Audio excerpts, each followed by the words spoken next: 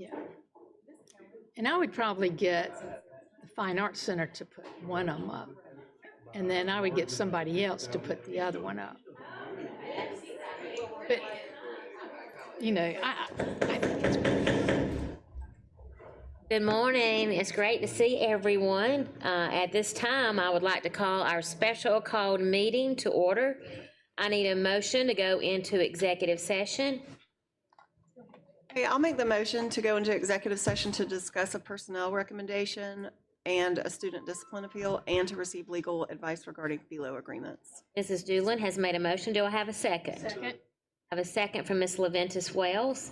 All in favor of the motion, say aye. Aye. All opposed, no. The motion carries. We are now in executive session, and we will move to conference room A. I'm in the school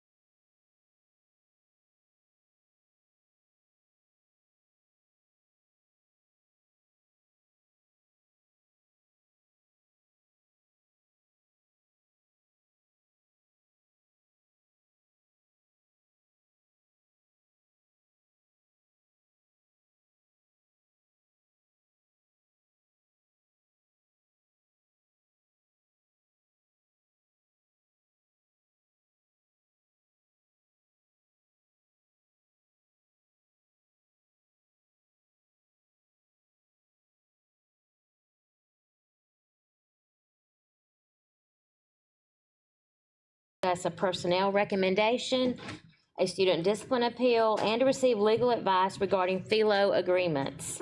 No decisions were made and no votes were taken. We do have several recommended motions from administration that require action. Do I have a maker of the motion for item 1.01, personnel recommendation? Madam Chairman, I move to accept the recommendation of the administration. Second. Mr. Sailors has made a motion. Mrs. Doolin has made a second. Any discussion? Hearing none, all in favor of the motion say aye. Aye. All opposed, no. The motion carries. Do I have a maker of the motion for item 1.02, discipline appeal? Madam Chairman, I make a motion to affirm the recommendation of the hearing officer and to act on the motion of the administration as recommended. Second. Okay, Mr. Sailors has made a motion. Mrs. Mosley has made a second. Any discussion? Hearing none, all in favor of the motion say aye. Aye. All opposed, no. The motion carries. Do I have a maker of the motion for item 1.03, resolution regarding FELO disbursement? Madam Chairman, Yes, Mr. Sailors? I'd like to recommend that we approve the administration's recommendation to approve the resolution regarding FELO distributions from Greenville County Council as presented. Second. Okay, Mr. Sailors has made a motion. Ms. Emery Middleton has made a second. Dr. Royster, would you like to speak to this item? Just briefly, Dr. Stiles, just to make comment on it, that ordinarily when we are faced with issues addressing actions of other governmental bodies, we would take that and present recommendation through the advocacy committee. But I had conversation with Mr. Sailors prior to this, and due to the time-sensitive nature of this, we believed it important to bring it directly to the board as part of today's special call meeting. Just want to provide that background, Dr. Stiles. Thank you so much, Dr. Royster. We appreciate that. Okay, any other discussion? Okay, hearing none, all in favor of the motion say aye. Aye. All opposed, no. The motion carries. Our special call meeting is adjourned at 9:06 a.m. And at this time, we will begin our committee of the whole meeting. The meeting will come to order. Welcome to our May Committee of the Whole meeting. It's great to see everyone present. We certainly do appreciate your presence. Our first matter of business is approval of the consent calendar. Are there minutes that are posted for April 8th, 2025? Is there any corrections? Hearing no corrections, I need a motion. Madam Chair, I make a motion to approve the minutes as presented. Mrs. Leventis Wells has made the motion. Mrs. Angie Mosley has made a second. It is moved and seconded. Any discussion? Okay, hearing none, all in favor of the motion say aye. Aye. All opposed, no. The motion carries. Our second matter of business is appearance of visitors. We have one speaker today, and at this time I would like to ask our Vice Chair, Ms. Mosley, to share the guidelines for speaking. Thank you so much. As each speaker's name is called, he or she should proceed to the podium at the end of the board's dais where there's a microphone and light system. Each speaker has up to 3 minutes to speak to the board. The light system will be green for the first 2 minutes and will turn yellow when 1 minute remains on the speaker's allotted time. In keeping with board policy KCA, abusive language or personal attacks aimed at students or staff members will not be permitted. All speakers are expected to behave in an orderly and respectful manner. The board will not engage in discussion with the speaker or respond to comments, and the superintendent will designate a member of the staff to respond to each speaker in an appropriate and timely manner. Thank you, Mrs. Mosley.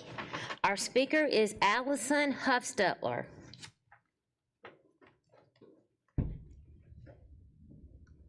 Good morning. My name is Allison Huffstetler. I am the parent of a 6th grader who receives special education services at Malden Middle School, and I am a former Greenville County school teacher.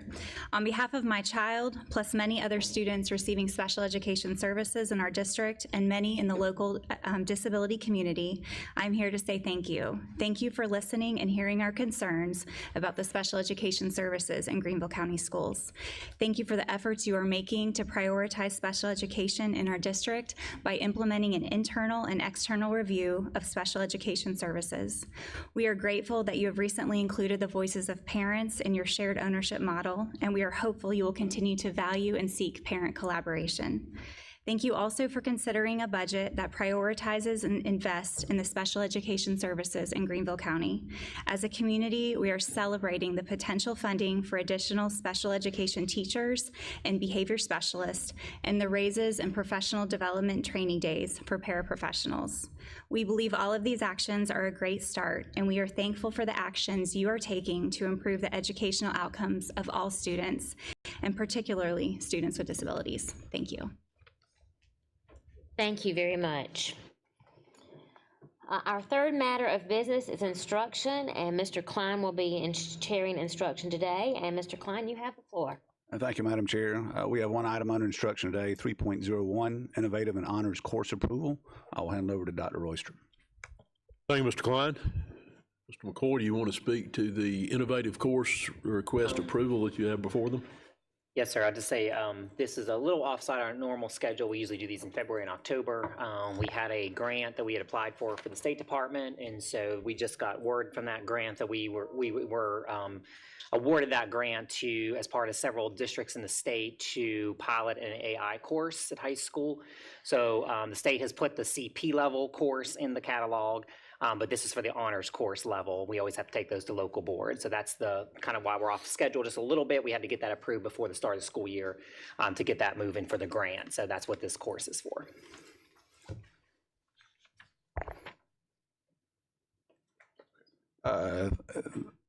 Thank you, Mr. McCoy. Is there any questions? Yes, Ms. Mosley.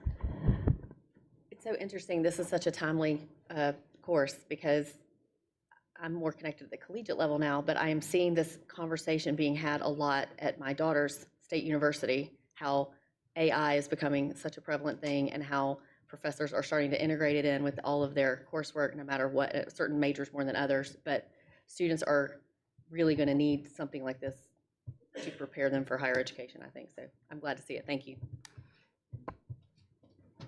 Thank you, Ms. Bo. Yes, ma'am, Ms. Gooden-Caldwell. If this is only at the honors level? The state, when they put the grant out there, they put a CP level already in the state catalog, so we don't have to bring that to you because we can just use that course. They don't do honors levels at the state. They have to do that through local boards, so that's why we're bringing you just the honors level. But that will offer both So we CP will and honors. offer both? Yes, Okay. ma'am. Thank you. Any other questions? I'll make a motion to approve the local board course as presented. Okay, Ms. Doolin made the motion. Second by Ms. Mosley. All in favor, say aye. Aye. All opposed, say no. The motion carries, and I hand it back to Madam Chair. Thank you, Mr. Klein. Our fourth matter of business is administration, and our first administrative item is 4.01, overview of student expulsion process and proposed revision to board policy JDE. Dr. Royster. Thank you, Dr. Stiles. We had requests from several trustees for some further explanation of our expulsion process or alternative school placements, and to look at the expulsion process and a review of the process and the protocols around that process. And so today, Dr. Skipper is going to present to you an overview of the process, some of the results of the process as far as assignments to alternative school, total expulsion from all school programs. And we also bring forward to you two recommendations and a policy change which would help to direct the decisions of the hearing officers. And that'll be more clear as we get into the specific request for the change in policy. As you all know, and the public may not know, the hearing officers work for the board.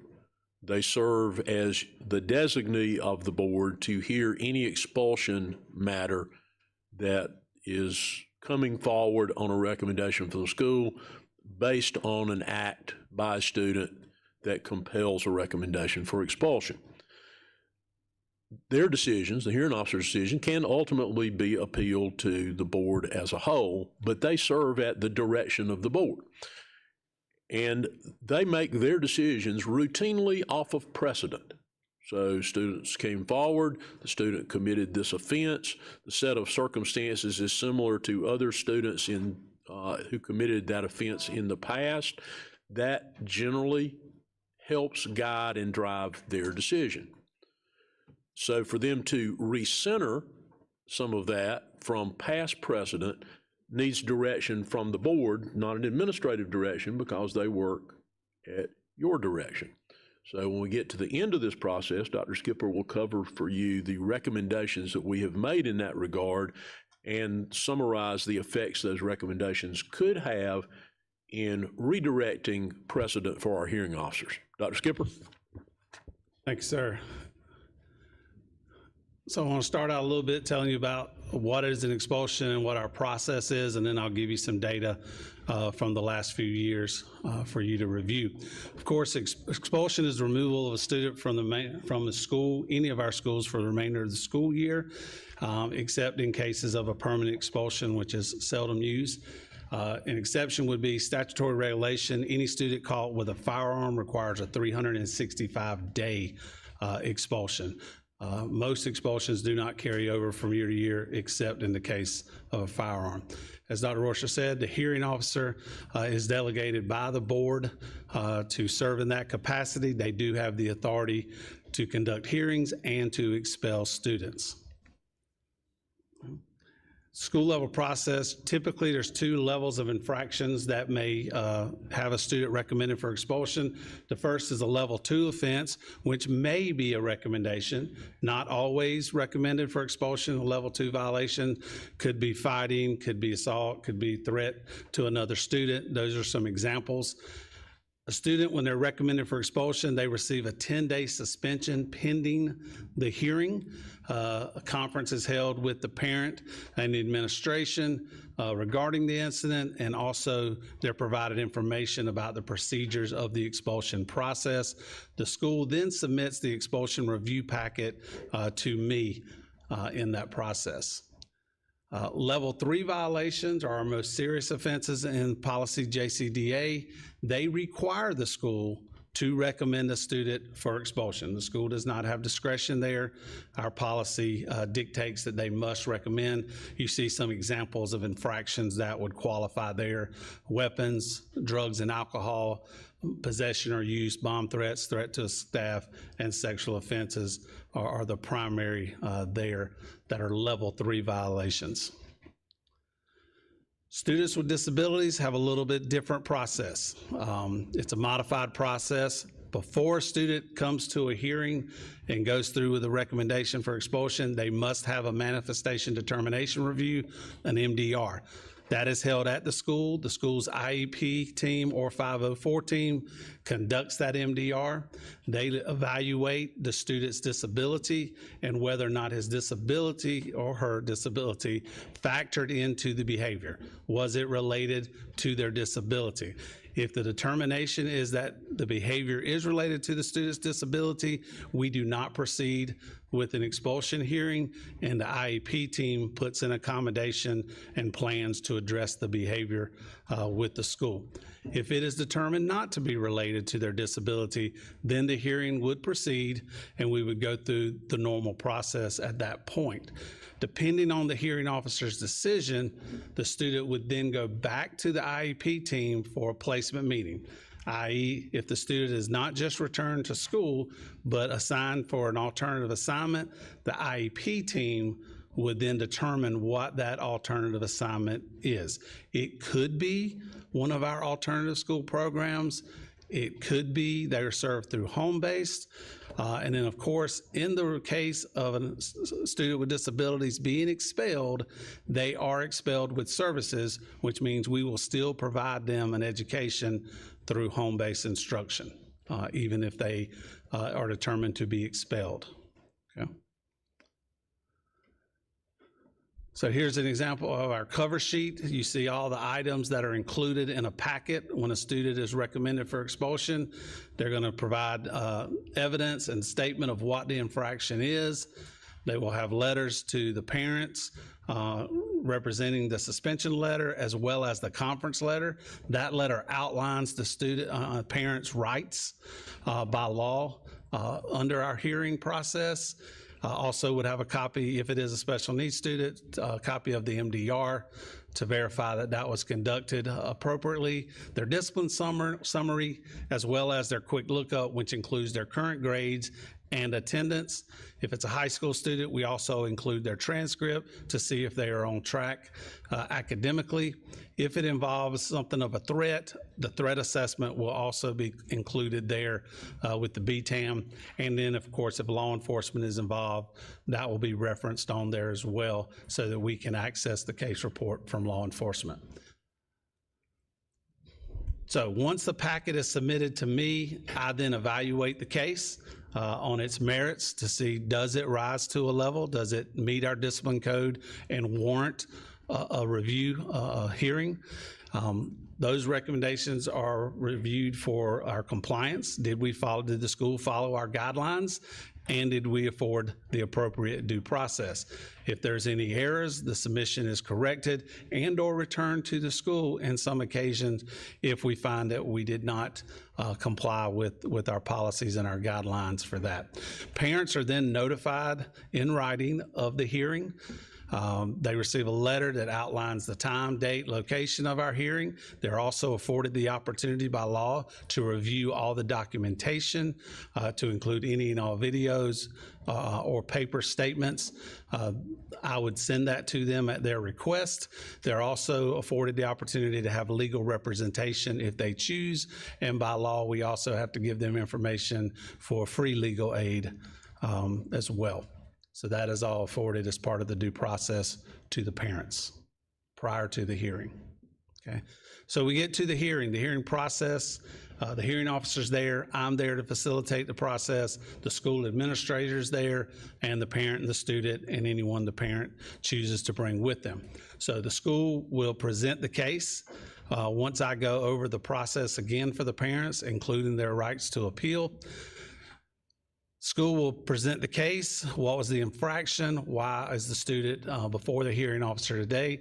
The student will be given an opportunity to respond to those allegations. The hearing officer may ask questions of the student concerning the allegation, and then parents will have an opportunity to speak on their student's behalf as well as anyone else that they brought with them. Could be an advocate, could be a pastor, aunt, uncle, grandparent. They are also provided the opportunity to give input. And then the hearing officer has 7 days in which to render a decision. Usually he does not take that time, but our policy allows for 7 days, and then the parent will be notified in writing of that decision as well. The hearing officer, what options does the hearing officer have? The hearing officer reviews all the cases based on precedent to provide consistency for all students with similar infractions and like discipline records. One option can return to school, the student to school, dismiss the case. If he finds that he does not feel that the student has committed this infraction that would warrant a recommendation, he could dismiss the case and return the student back to school. He could uphold the 10-day suspension and return the student back to school on probation for the remainder of that year. They can extend the days of suspension. So they can extend it from 10 days, 15 to 20 in certain cases. Of course, they can also make an alternative assignment placement. The typical placement is for up to 45 days. However, it can be extended for the semester and or the rest of that school year if warranted. And then ultimately, the hearing officer can decide on an expulsion. As I stated, parents do have the right to appeal. They may appeal the hearing officer's decision in writing to the full board within 5 days of notification of the hearing officer's decision. The hearing officer's decision letter that we send to the parent outlines the parent's right to appeal as well as the appellate process. Parents maintain their right to legal counsel at that time. They would submit the appeal to me in writing, and then I would present the appeal and the administration's response to you, the school board. Okay. Students that are expelled may reapply for admission back to Greenville County Schools the following school year. We have a form. The parents must complete the readmission form. The student must write a letter stating why they want to return to school, and the parent provides evidence of counseling for the student. Counseling would be specific and pertinent to their infraction, i.e., if it was a drug violation, we would expect to see some type of drug and alcohol counsel. We also refer them to programs to assist the parents. If it's fighting or whatnot, it could be anger management or something along those lines. But they have to provide some evidence that they've received some type of counseling to be readmitted. They need to submit that to me no later than 7 days prior to the next school year so that we can process it and get the kids started back at their school to start the year. If they fail to complete those parts and they still want to come back, they can be denied admission if they fail to complete the process, or they may be, we may hold another review hearing and place them in the alternative school to start the next school year. If they are denied admission, they do have the right of appeal to the full board in that case. Give you a little bit of data now. This is the last 5 years. These are the number of expulsion recommendations that we have received. You'll see all the way back to 1920, we were at about 662. The 5 years prior to that, that was a pretty steady number. In the high 500s to 600s was the yearly amount. Of course, 2021 was COVID year. Students weren't in school full time, so the number is way lower. And then you see post-COVID, we've had a tick up, a significant uptick in recommendations from 1034 to 1235, and last year we had 1,504.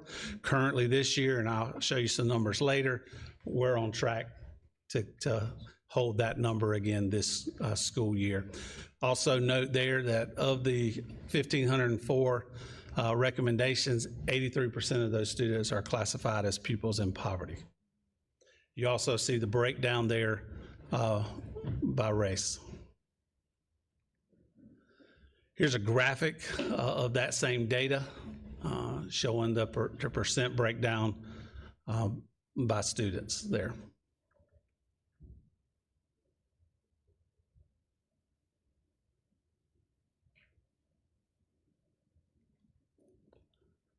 This is a list of all the infractions that occurred that warranted the recommendation for expulsion.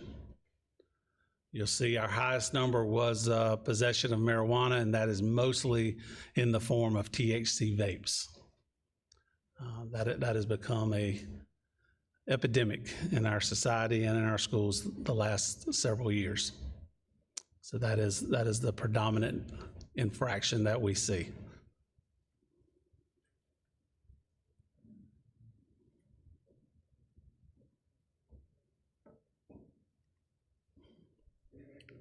Here's a breakdown of recommendations by grade level. You'll see our most prevalent starts middle school through early high school. 7th grade through 10th grade is the vast majority of the recommendations for expulsions by grade.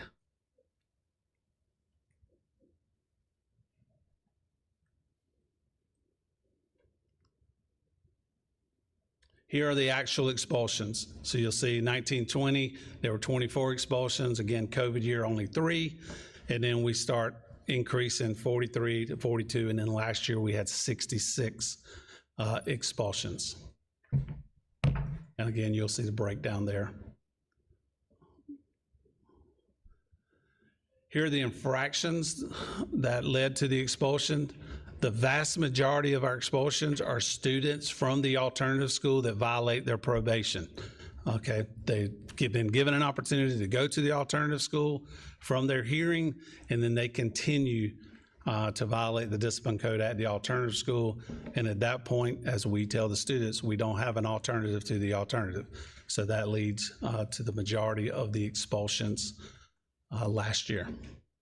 And that is pretty consistent over the years as well. There's simply a graph of that same information showing the 86%. Expulsions by grade, again, similar.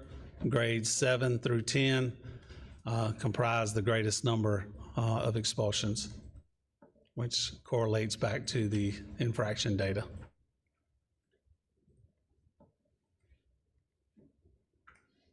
Now, here are all the other non-expulsions. So out of the 1,504, you take out the 66 expulsions, you're left with 1,438 other actions by the hearing officer. This can include alternative placement. It could include staffing, which refers to the IEP team, placing a student, and or the suspension if the student was returned back to their school with their 10-day suspension. And again, you see the pattern of those numbers continually to uptick over the years. Graphic of the same information showing the percentage breakdown by student.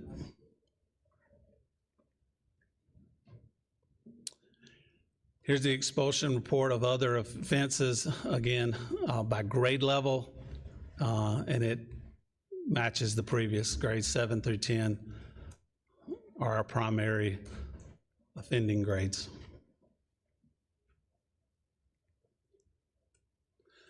Looking at alternative school recidivism rates, the number of students who are assigned the alternative school and come back in the same year. So they get 2 opportunities in that year. You go back to 21-22, little under 2% returned in the same year. The following year, that jumped to 5%, and last year, that jumped to a little over 9%. So obviously, there is almost double the number of kids that got a second chance, but I would still point out that that represents that 90% of our students that go to the alternative school do not reoffend and get sent again, which is a positive number. However, we have seen an increase in the numbers that have gone back over prior years. Okay.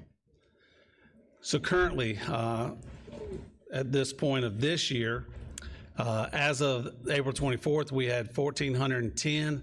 As of last week, that's up to 1,487. So as I said earlier, we are trending to be in that 1,500, slightly over 1,500. As of this date, we had 41 expulsions. As of last Friday, that's up to 52. And so far this year, you'll see we've had 187 repeat offenders. So that's 187 students who's come to multiple expulsion hearings. And you compare that to the previous years of 175 and 117. And then that tracks with the recidivism rate at the alternative school as well there. Okay. Therefore, as Dr. Royster mentioned, we do have a recommendation after reviewing this data and considering the number of students that are repeat offenders. We are making a recommendation to amend policy JDE. In lieu of some extenuating circumstances determined by the hearing officer, we would amend the policy that says you don't get 2 chances at the alternative school in the same year. That a second recommendation in the same school year would result in an expulsion. Another thing we're going to do, working with assistant superintendents and a group of administrators, is develop more consistent guidelines across all of our schools concerning discipline, something we're going to work on this summer so that we can put a matrix in place for next school year. Bus discipline the same way, and that process has already started for bus discipline. Okay. So that's our recommendation, and I'll gladly answer any questions you have. Mr. Skipper, thank you for that excellent presentation. I know that took a great deal of time, but the data truly paints a picture of what this board needs to be aware of and to know about, and we appreciate that so much. At this time, I would like to open the floor for questions. Ms. Mosley? Thank you so much. I have several questions. I'm going to try to ask them as quickly as I can. First of all, I appreciate the breakdown by race and gender. Do we have a breakdown for students that have disabilities who are getting assigned? I understand they have to go through the manifestation process, but if it's found that it's not a manifestation and we send them to the alternative school, what percentage are we looking at there? I don't have that ready, but we can run that. Do we track that? We can run it, yes, ma'am. Okay. The ones that were presented, just as a note, those are the ones that we're required to report in that format on the EOC form. Right. So they're constantly tracked, but we can pull the students with disabilities. Okay, and so a companion question for that first question is if we assign a student with a disability, with an IEP, I'm going to specifically talk about IEP, to an alternative school, I learned this morning that the way students are supported in an alternative setting, because they're all in different classes and stuff, my question is, how do we ensure that their goals are being met, or do they have a special education teacher assigned to them? And then how are we assured that they're accommodated for, like, all their accommodations are met? And that would be for a 504 plan as well. Correct. Yes, we do have special educators at the alternative school, and they are part of, the alternative school is part of that process, the IEP team placement meeting. Okay. So they determine, again, based on the student, can we serve that student appropriately at the alternative school based on their accommodations and their IEP? But yes, we do serve them in that same manner at the alternative school with a special education teacher. Okay, so part of the evaluation as to whether they go to the alternative school is whether or not we can serve them based on their specific individual plan. And primarily the difference is, would be a self-contained student. Okay, all right. Switching gears a little bit, it appears that, I think I heard you say the THC vapes, the drug category is the bulk of our discipline issues. It's been a great increase, yes, in the last couple of And years. these are legal vape, not legal for their age, but anybody can, I mean, if they were of age, they could purchase them? In some cases, if you're 21, yes, you could purchase those at a gas station, but they're still illegal for our students. Okay, so I understand at the alternative school, we have extensive programming and stuff to get these students that, and recognizing, teaching them skills and whatever that they might be missing to serve, and like to go back to their home school. What kind, and this might be a bigger question for Dr. Royster, what kind of programming do we do as a district, or do we leave it up to the individual schools to do this anti-drug, anti-vape, whatever you want to call it, like proactively? How often are we doing it? Is that something? And then if, second to that is, if we have program, do we partner with external community partners, vendors, whatever you want to call them, to bring that in? And then from that, do we have data that supports one program works better than another as far as seeing declines in, let's just use vapes, for example, collection or confiscations? Yes. That's a lot of question there, but I can tackle part of that. thank you. Recognizing last year the large number, 600 and some, that we dealt with last year, and based on our policy, because that's a level 3 infraction, all of those students were assigned to the alternative school last year. This year, to your point, we evaluated what can we do educationally to try to curb that number.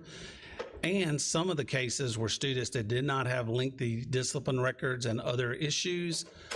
For lack of a better word, curiosity, they made one bad mistake, okay? So we started a program this year. We previously had a program called Project Prides that met 8 Saturdays mornings at Greenville High School. Logistically, we had a lot of problems with that, with barriers for transportation and whatnot. I discussed with many of our community partners the opportunity for them to serve those students as well, but the volume exceeded their capacity. So I researched and found an online program through a group called Prime for Life. It's a national research organization. They have an online, it's a 15-hour program about alcohol and drug abuse, and most importantly, high-risk behaviors and the consequences that can come with high-risk behaviors such as alcohol abuse and drug use, okay?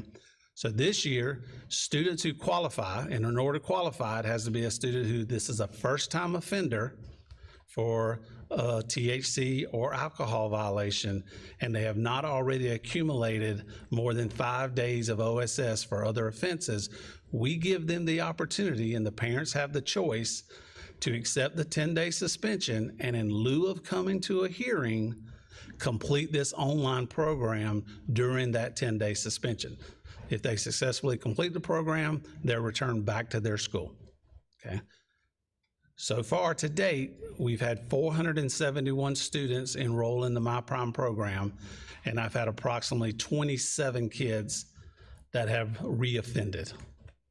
So I would say that's a pretty good number. I would also point out that the 471 represents a decline from 600 the previous year of THC cases. So we have seen so far in this short one-year window that the program's been effective, fewer kids are reoffending, and overall, we've had fewer kids violate. Although 471 is still a large number, but it has gone down from the previous year. So we have implemented that this school year. That is an educational program. But that's only if they get caught as a first offense.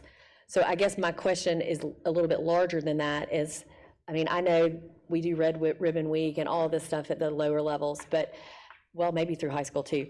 But I'm just thinking, I have kids, not far removed from this.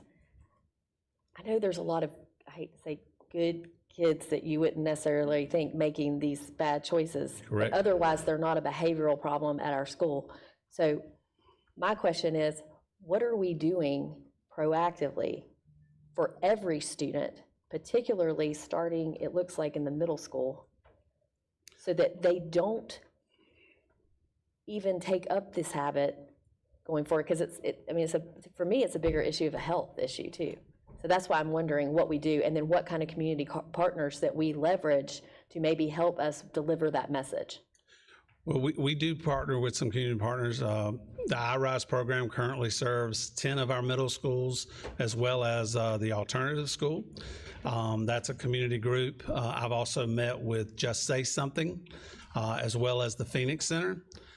So there has been discussions. There's not a formal plan per se. And again, the struggle we have is most of these groups are small. They have 4 or 5 staff members. And when you talk about how they can serve 90 plus schools, they don't have the capacity. They don't have the staffing capacity to serve our district as a whole. I'm also in discussions with Sheriff's Department. The sheriff is considering reinstituting the DARE program. Some of you may remember many years ago, there was not a lot of evidence that it was super effective. It has been retooled and retweaked, so we are reevaluating that as a possible option. If it is a solid program, it would help us reach a greater capacity because it's done by SROs that are trained, and we already have SROs in most of our schools. So that would help the staffing issue if we determine that the quality of the program. Now, there are components to this in our health program and our comprehensive health education that all of our students go through. There is a component of that, but it is not solely about drugs and alcohol, but there is a component of that in there as educational. So given that we're such a data-driven district, these partners that we do use, possibly, do they have data that, or do we as a district have data that supports, like in the 10 schools, for example, where did you say iRise is prevalent? Are we seeing a reduction in those kinds of offenses? I mean, I guess I'm just trying to, it's great that we have all this programming, don't get me wrong. I remember the DARE, I remember Red Ribbon Week, all that. But at the end of the day, is it making a difference? Because so much of what we're talking about today is, I just feel like we're missing a proactive component to it to try to mitigate this long term. That's one of the things that, among other things that he's doing, that Dr. Skipper's been tasked with doing, is to try to determine what we might adopt on a preventive side. And he shared with you some of the challenges with that. One of the biggest challenges is a lot of people come to you, they've got all kind of programs. What they don't have is a data set that shows it's made a difference in a significant way. That's one challenge. Second challenge, what he's already mentioned, there's no one out there that's got the capacity to serve all our schools. He did mention another sheriff's office is interested in revitalizing DARE, and part of the question to them has been, all right, if this is a revamped program, is there data around that program? I don't know that we have the answer to that. I've gotten some information, yeah. But as you recall, we got vape settlement money, which we're still holding, but with the intent purpose of using that to fund whatever we put into place. And obviously that's a finite amount of money. So we're looking at what can we do that would best utilize the people we already have and pay for the programming part of it. So we don't get out here in 5 years, then boom, there's a cliff and we can't afford to do it anymore. So that's part of what he's working on related to this, because we do not have a comprehensive same program at every school in the district at this point. And we believe ideally that it will at least have common components if we had multiple delivery systems. So Burke, these community partners, we're not funding them, are we? No, not to this point. We have spent none of that money. Now, we did have funding for, what was the one we eliminated that was met at Greenville High? Project Prize. Palmetto Prize. Project Prize. Project Pride. Palmetto Prize, the litter thing. Project Pride. It was funded a number of years ago, and Brian simply converted that funding to the program he's using now. Okay. But we've spent none of that, nor would we spend that without you all's approval. We'd bring forward a package that we'd like for you to invest this settlement money in this. And I guess my point was any community partner that we might have, they're bringing in their resources, both funding and people resources. It's not costing us anything. Not at this point. Okay. Right? That's correct. Currently, we do not provide any funding. Okay. Some of them have sought grants. Yeah, I understand they grant fund and all that. Okay. Yeah, they've gotten donations. I think one of them got some small amount of state funding. Mm-hmm. So, but we have not invested anything at this point because we're not yet convinced here's the one that will produce results that we should invest dollars in. Okay.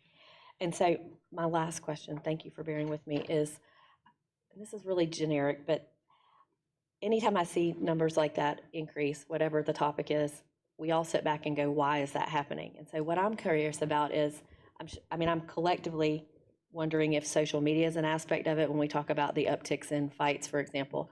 Are we tracking, so the new cell phone thing went into effect in January at the state level. Are we starting to see any, it might be too soon, but are we starting to see any correlation between the lack of electronic devices out during the school day and improved behavior with some of this? Or is it just too soon to know whether, because I just remember that being an issue that you could, and I'm thinking fights, for example, you can have people, the call goes out on a cell phone that there's going to be this incident at lunchtime, wherever, and that's created problems for us in the past. So now I'm wondering, are we seeing changes in that? I can't say that there's been any significant change in that, because at the end of the day, they still have access to those phones before school and after school. Right. So that same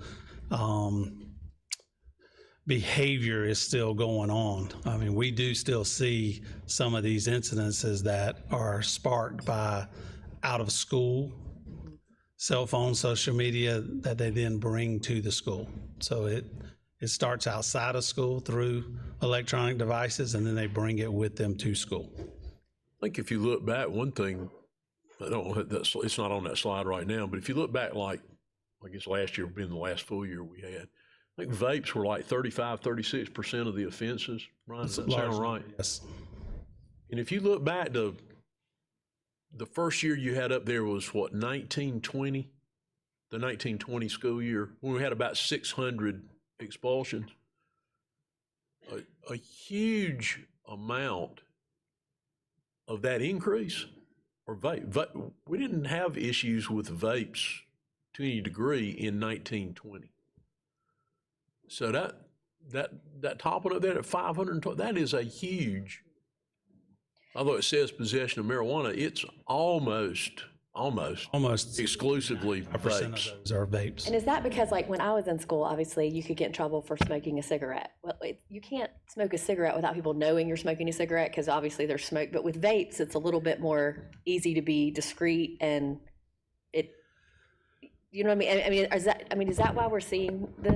Oh, 100%. And that's why these companies are making billions of dollars because they are marketed for that exact purpose. They're flavored.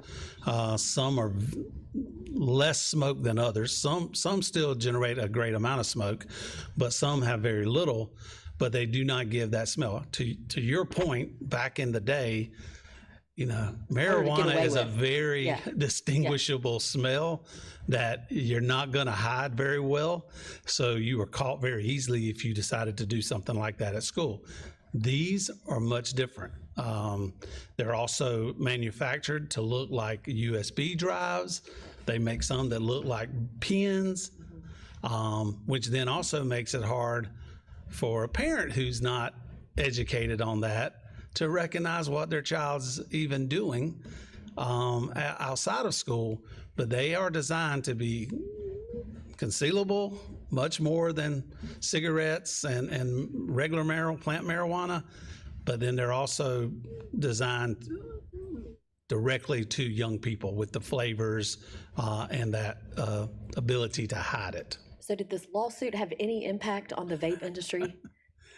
I would say no. It appears not to us. If you walk into any convenience store, you will notice they are floor to ceiling. Now, last year, the solicitor has made a concerted effort to try to crack down on underage selling. Currently, there's state laws in place about liquor stores and stuff being within a certain proximity of a school. That does not apply to these vape shops. You see them pop up all around town, flashing signs. One of our community partners, Just Say Something, is advocating, lobbying to get that added to that list to try to remove them. But you go in these convenience stores now and they are literally floor to ceiling stacked up with all these different types of vapes of all flavors. I would also mention we do have some detection devices. That is correct. Some number of that is because they have activated one of those detectors. Yes, some of our security funds that you approved in the past couple of years bought the Halo devices. You familiar with that? Those are vape detection devices. So it alerts the administrators if they are in the bathrooms vaping. And that is how we catch many of these students. Literally, because you can see people doing this walking down the street. They'll walk by and hold their hook, almost like they're about to cough, put it down. And unless you're right on top of them and see that, you don't realize that's what they're doing. They're vaping. Yes. So it takes very little to conceal it when they're out, even in a hallway or stairwell or walking outside. They go into areas where those detectors are. You'll pretty quickly pick it up. Thank you, Ms. Mosley. Dr. Presley. Thank you, and thank you, Mr. Skipper, for the presentation. Not to throw an additional set of considerations on this, and we've talked a lot about the vape, and I get it, and at the high school level and middle school level, if you go into a restroom, you see more than one set of feet in a stall and you smell cotton candy, ding, ding. However, we also have a situation with, the gummies and the edibles that are completely undetectable. And those Delta-9 gummies can drop an elephant if they ingest enough of it. Are y'all seeing any of that? That's not a charge to you, like what can you do about it? Because that's the equivalent of a child taking one of their parents' Xanax before they come to school. So, but it is a consideration. And if someone was really savvy enough, that could be, are we seeing very much of that? Or, are our administrators reporting that they're confiscating, or is there any awareness of that?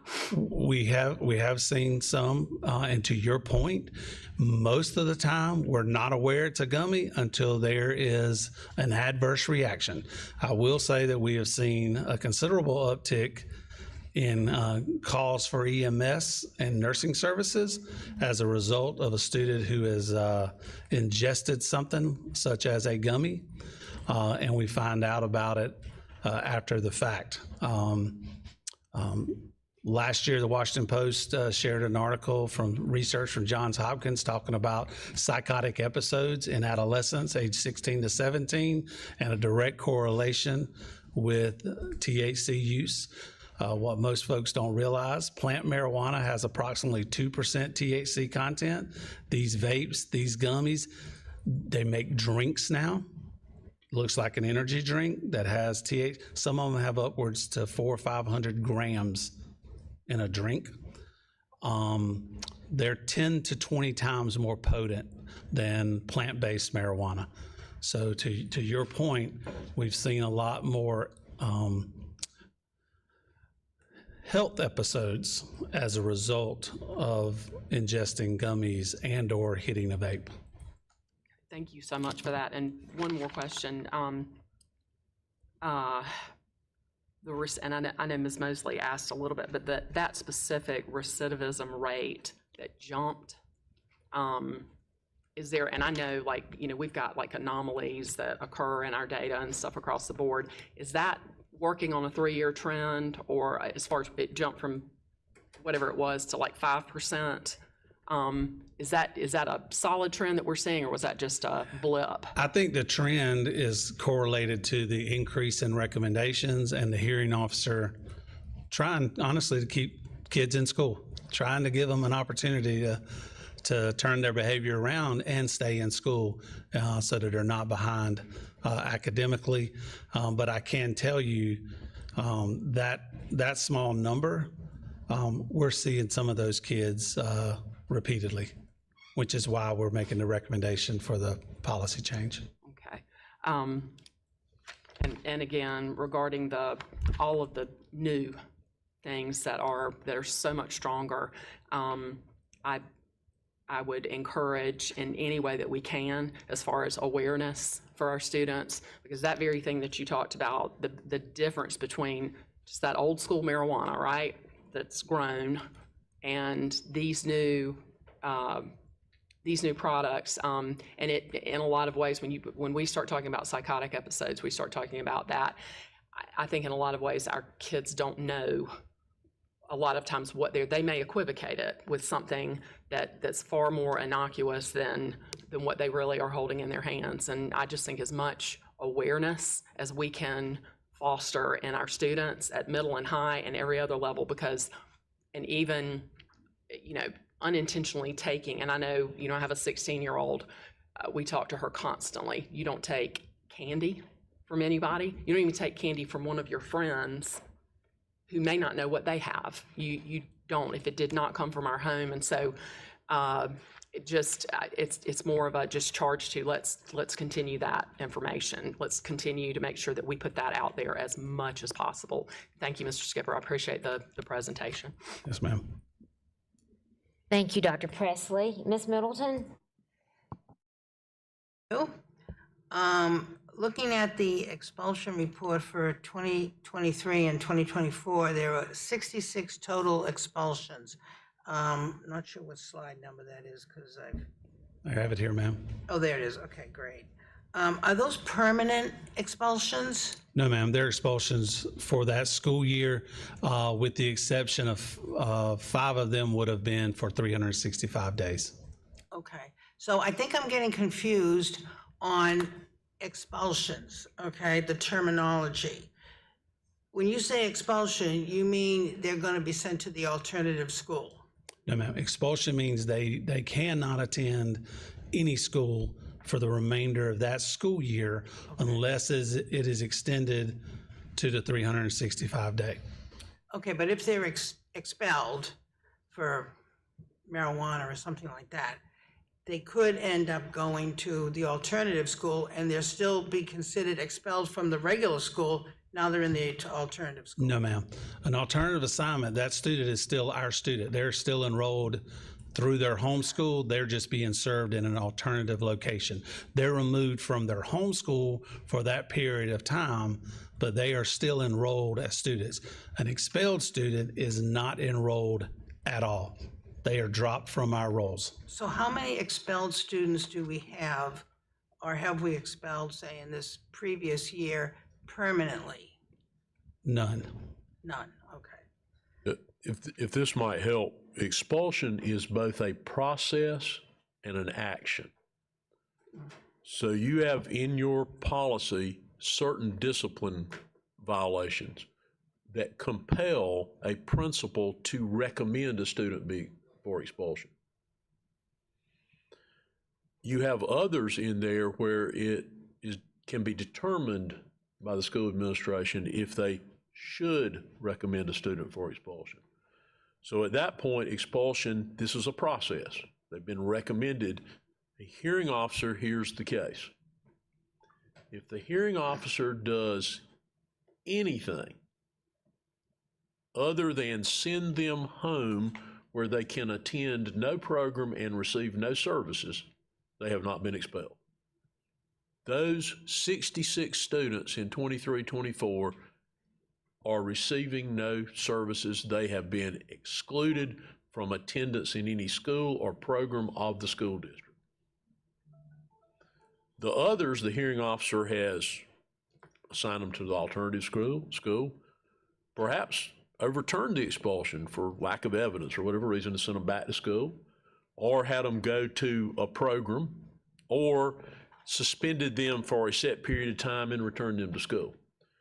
So that 66, they are enrolled in no program, no school, and receiving no service. So they're at home, They're supposedly. wherever. They're not with us. They're permanently expelled. Nope. No. They're, There is such a thing as permanently expelled. They have a right to appeal to come back to school once they've been expelled. Their first appeal would go to the hearing officer. The hearing officer could say, you're not coming back. They could then appeal that decision to you. If this body upholds it, or if they don't appeal it beyond the hearing officer, then they are permanently expelled.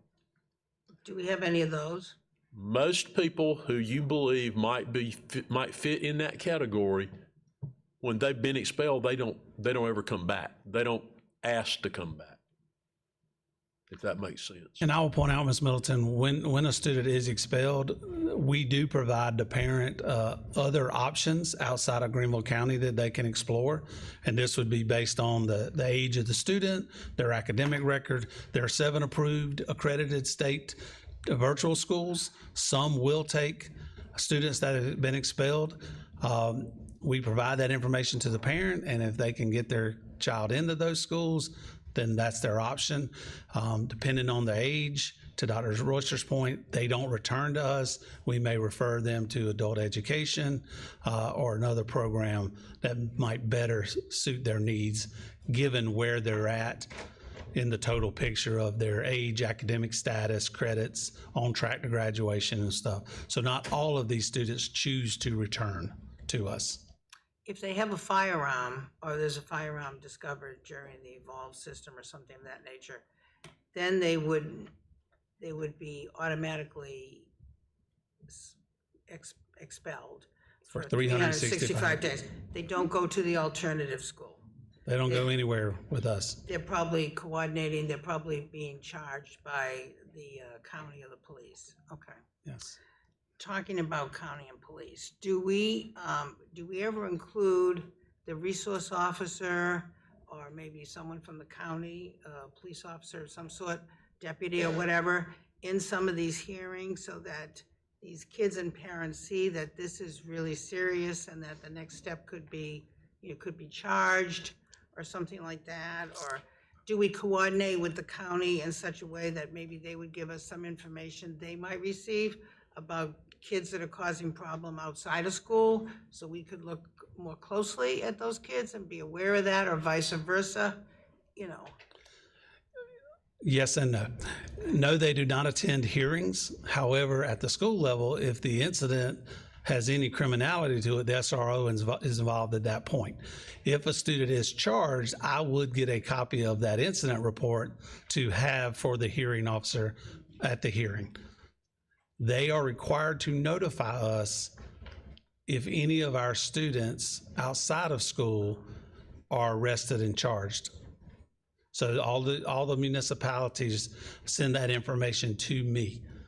including outside of school. Over the summer, we will have students that engage in criminal activity, and I will get notified by law enforcement, and depending on what that is, based on our policy for conduct outside of school, we may also address it from a behavior code standpoint before the next school year starts. I will have hearings in August before school starts for some number of students based on that information from law enforcement. So yes, they communicate to us if it is one of our students. While they may include a law enforcement incident report in an expulsion hearing, they don't generally, in fact, almost never, would they base their action simply on that report. The school will conduct their own investigation, so to speak. The problem, if you rely on a law enforcement report, is if that person is never adjudicated as being guilty and you based your entire decision on a possible or potential charge, it provides an avenue of appeal that shouldn't be there. So the school's going to bring forward their own evidence about what the student did, and they may also, and likely will, include an incident report, but it would not be based solely on that incident report for that very reason. Right, yeah, I'm sure that legally that would be a problem, yeah. And having an officer to testify, generally speaking, the charges that would not have been adjudicated at the time of the expulsion hearing. So that would be problematic for their case. When we have the Evolve system, and you said we have, Dr. Royster, that we have some detectors that can pick up some of these vaping devices. We do. Can we have those, do we ever have those detectors also there? Like if we have any suspicion, if someone came through an Evolve, in the morning, that they might have something in their bag, some kind of vaping? Or would that be picked up, that wouldn't be picked up by Evolve, I imagine? Sometimes it may. Oh, okay. It would, again, the way the Evolve system works is an algorithm based on the shapes. So depending on the design of the vape, we do catch some that way. But now the Halo systems only work if the vape is used. And we need to be careful about details. Right. Some of your questions we might need to address in executive session. Okay. If we disclose too much about how systems work or where they're placed, it compromises the effectiveness of those systems. Makes sense. Okay, that's all I have. Thank you, Ms. Middleton. Without objection, we have multiple questions, so I'm going to extend for another 20 minutes. And our next question, Mr. Cochran. Thank you. My first question, I'm just wondering, when our students are assigned to one of our alternative schools, what are the minimum, the maximum, and then kind of the average amount of time that they are assigned to the alternative school? Unless the hearing officer specifically assigns a time, it is up to the alternative school. The student has to complete their program. They have a point system in place. The typical time should be no more than 45 days. If you go and do what you're supposed to do, that should be the typical is 45 days. However, if you go over there and you're not doing your work, you're not doing everything and accruing your points, the staff there can determine to extend that time. So some kids may go longer than that, but typically the average is 45 days unless the hearing officer specifically gives a time frame. And I'm assuming one exception to that maybe would be when the school year is ending. Are there any situations where their time at the alternative school is carried over from one school year to the next? Yes. To your point, at this time of the year, say from April on, when we're under 45 days, they could extend. Now, if it's 35 days and they go over there and do everything they're supposed to do, the staff may allow them to say. They also run a summer school program that some of those students can finish their time over summer and then be allowed to go back in August.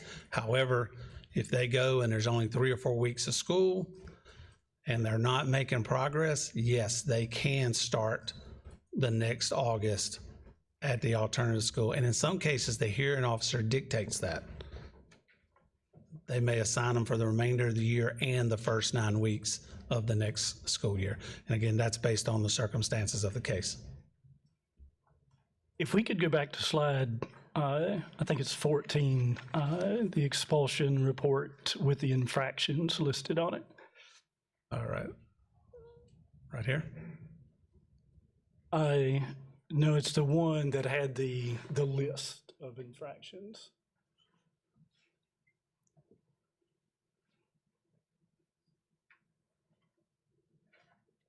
Thanks. I notice on there that we have listed 16 assaults on school personnel.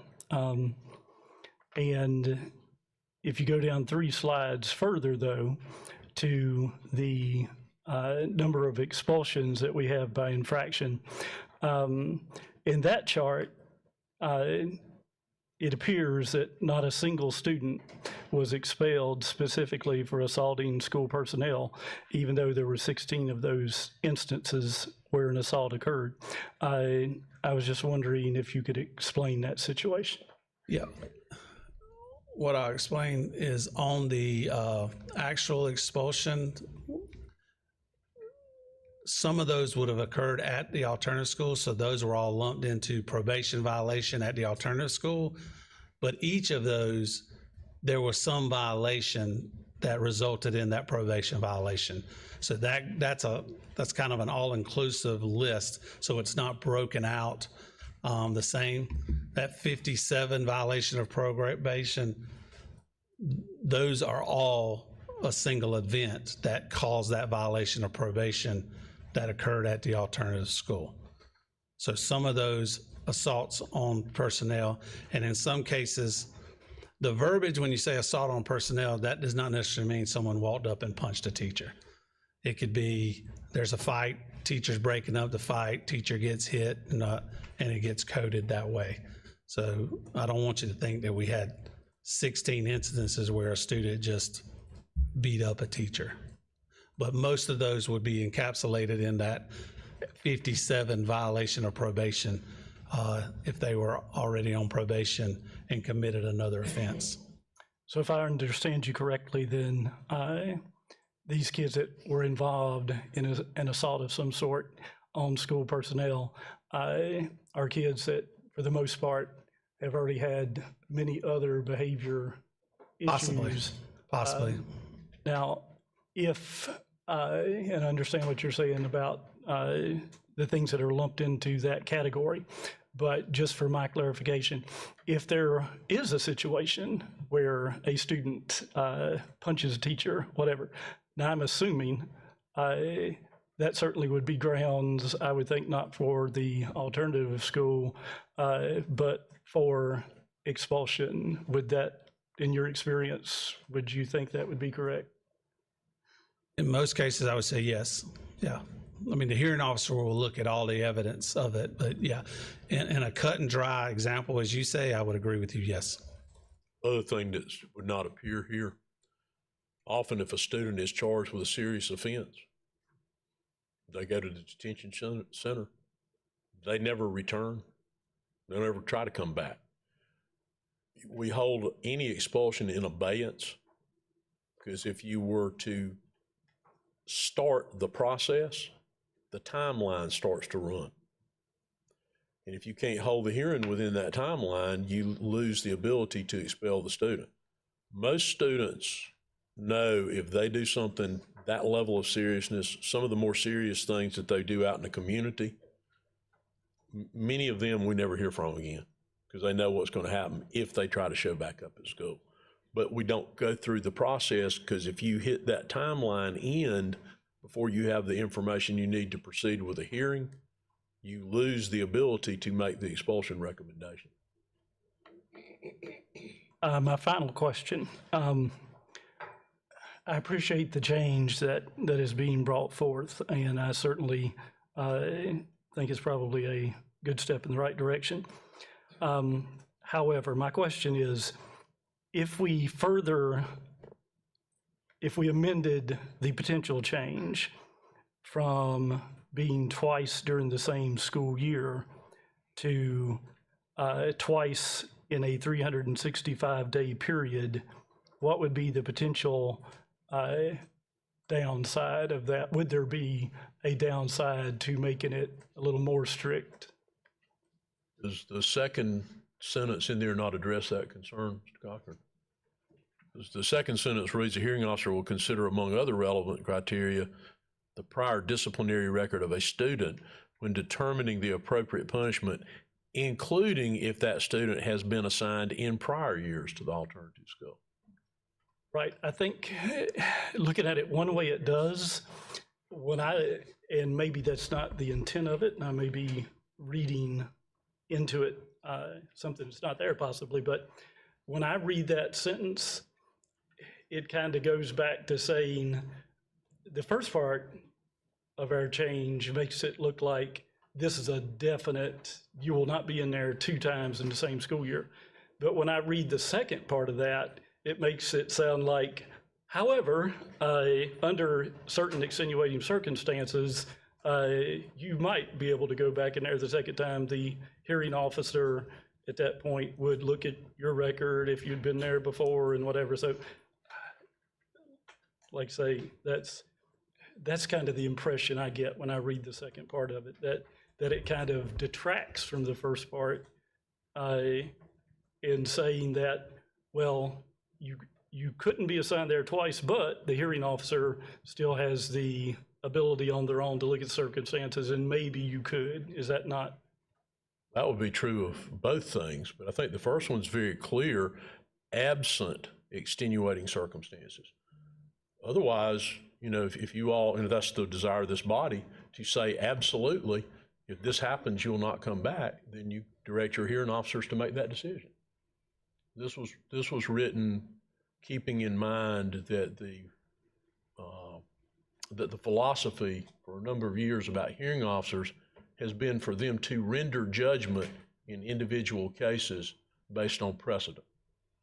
Now, if you wish to further restrict their ability to render those decisions, certainly the will of this body, that's what they will do. Yeah, if you want to say they can make no exception, you certainly are free to do so.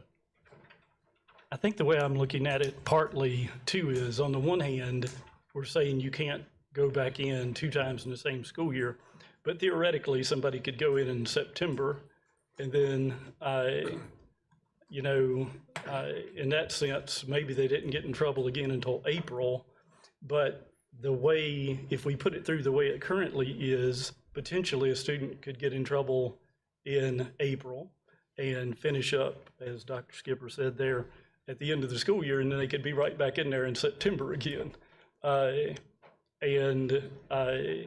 So they were in once the previous school year because they got in trouble in April, and then they're back in the next school year, even though it's only September. But that policy would not, the way I read it, would not in any way keep them from being put in at the end of one school year and then potentially turn around in the early part of the next school year and being put back in. Would not prevent that, no, sir. But it would, you are directing your hearing officer to look at any prior assigned years, the way it's currently written.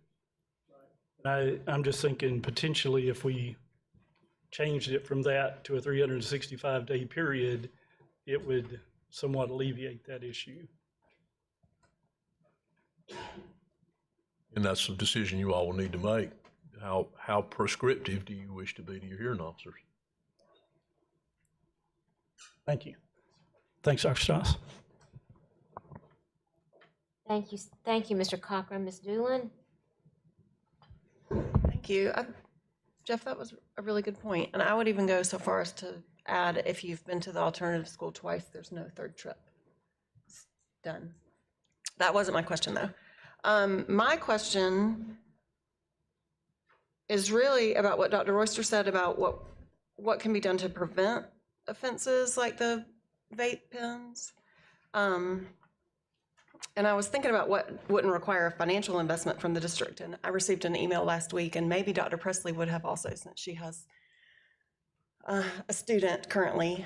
I got an email that students were damaging Chromebooks on purpose, and that we would be charged $400 per Chromebook if our student damaged theirs on purpose.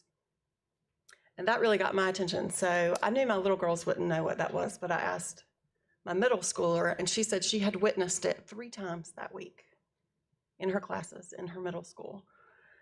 And I think if we put a financial consequence on parents, if your child brings a vape pen to school and is caught, I don't know that it would be $400, but I think a financial fee might get more parents' attention and talking about, hey, I'm going to be really upset if you get caught with a vape pen at school and I have to pay $400 again, or whatever it might be. And that doesn't require a financial investment from the district. It just requires an email to go out and say, in addition to damaging Chromebooks, you will also now be charged for these offenses. So I wondered if the district had, I know we've talked about what the bomb threats do about charging parents for that, because that's super expensive, but have y'all had more conversations about a financial consequence? I think Mr. Webb would need to speak as to the legality of that. The issue with the Chromebook, that's our property. They clearly, ours, the district's property. They clearly, with the circumstances we're talking about, they have willfully damaged it. It's no different from vandalizing a door or a window in a building. To move into the arena of assessing fines against parents for disciplinary offenses, Mr. Webb would need to weigh in on that. I don't believe we have the authority to do that. This body doesn't have the authority to do that. I don't believe. I don't have it in front of me, but as far as the legislative statute and regulation talks about alternative assignment, expulsion, all the things that are on the menu for discipline. But far as discipline, fines or fees related to student discipline, not contained in state law that we could adopt. I can review it further, but to Dr. Royster's point, there's a direct connection, a lexus between damaging a Chromebook and being charged that fee that's related to that damage. Not so much with someone who's disobeying an administrator or bringing a vape to school or something of that nature. And again, we derive the discipline code through state law, and I don't believe state law would allow that. Well, I feel like bringing a vape to campus is also a choice. And we have made significant investments to be able to locate those. And it's a significant amount of time. It sounds like it's about 1/3 of your time is having to deal with these. So at a huge cost to the district and taxpayers, I don't understand why someone couldn't be responsible for those costs. And I will say this practically, I spoke on the legal side for as a statute and regulation, but practically speaking, if we're talking about a high number of students, middle schoolers, high schoolers, practically speaking, what if the parents don't pay? Then what is the solution? What if they don't have the means to pay? What if a student brings it 2 or 3 times and it accumulates additional fines or fees? So you have the practical aspect as well, potentially. They have a choice not to bring it. The child does, correct. Right. Well, I'm saying if the parent says they do not have the means to pay, then what? Then talk to your child to prevent it from happening with an email that goes out and says, this is going to start happening, there's going to be a fee involved. And then if you talk to your child, I mean, I feel like a lot of these problems start at home. Sure. So anyway, thank you. That's my question. Thank you, Ms. Doolin. Ms. Goodwin-Caldwell? Thank you, Dr. Skipper, for this presentation. But I wanted to ask you, how many hearing officers do we have? We currently have, we have two that rotate every other week. We have two. We have two, yes, ma'am. Okay, and looking at your report, I'm looking at page 12. I'm very concerned about, I'm looking at the percentage, go back, right there. Go back up, right there. Looking at the black male and the black female, I'm concerned on the amount. I know that this says expulsion referrals, and on your actual expulsions was 66, right? Yes, ma'am. But I'm wanting to know, do we have a report on what schools most of these come from? We do have that, right? Yeah, yes, ma'am, we can break it down by schools. And the pupils in poverty, that 83%, I'm concerned about that.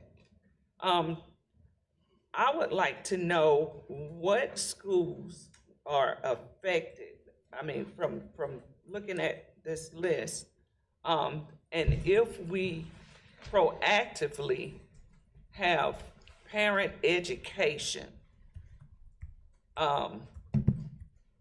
because they have to get it from somewhere outside the school.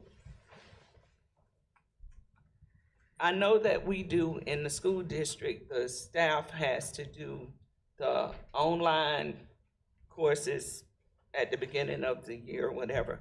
Have we ever thought about doing a student handbook online or a parent handbook online with information about this type of stuff, about the vaping and about all of that? Well, our student handbook, which includes the policies and the discipline code, Is it are online? online. Yes, ma'am. It's required. Every school has it on their Okay, do we have a website. parent handbook? Most schools have some parent that aligns with the student handbook. Yes, ma'am. Now, to the level of detail specific to that, I can't speak to, but the student handbook. We might need to have something in a parent handbook about what we find as the infractions, so that they know, because the parents don't know to look for, like you said, a pen that is a vape. They don't know what to look for. Have we ever thought about doing parent education? Specifically around that, no, ma'am, not to my knowledge. That's probably something that we need to think about.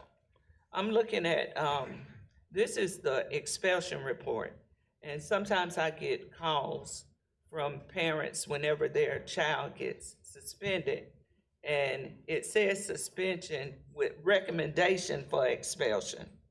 And is that in our policy to say that? Because the parents call and say, oh, my child is getting expelled. I say, no, it says suspension with recommendation of expulsion. Is that because only suspensions can go up to 10 days? Why do we tell them that? Or why is that in policy to say that? That's the way the statute's written. And the hearing. That's how it's written. And the hearing officer is the only one that y'all grant that authority to. Schools do not have the authority to expel a student. So all they can do is recommend that review for the hearing officer to make that decision. That's why it's worded that way. Expulsion process is all spelled out in state statute. Then your policy reflects that statute. So those timelines, now you all have adopted a little shorter timeline for part of it than the state statute provides for, which you can do. You can't go beyond the state established timeline. But all of that is in accord with the way the state law is written about the expulsion process. Excuse me, without objection, we're going to extend for another 20 minutes. I have multiple questions still. Thank you. Okay, with going back to the schools that are, have you seen a pattern of the same schools that have most of our kids that are getting expelled or suspended with recommendation for expulsion? Because I see you have 1,504 that were that referred, but you only had 66 that you expelled. Right. So do we have that kind of data as to the schools that are most affected?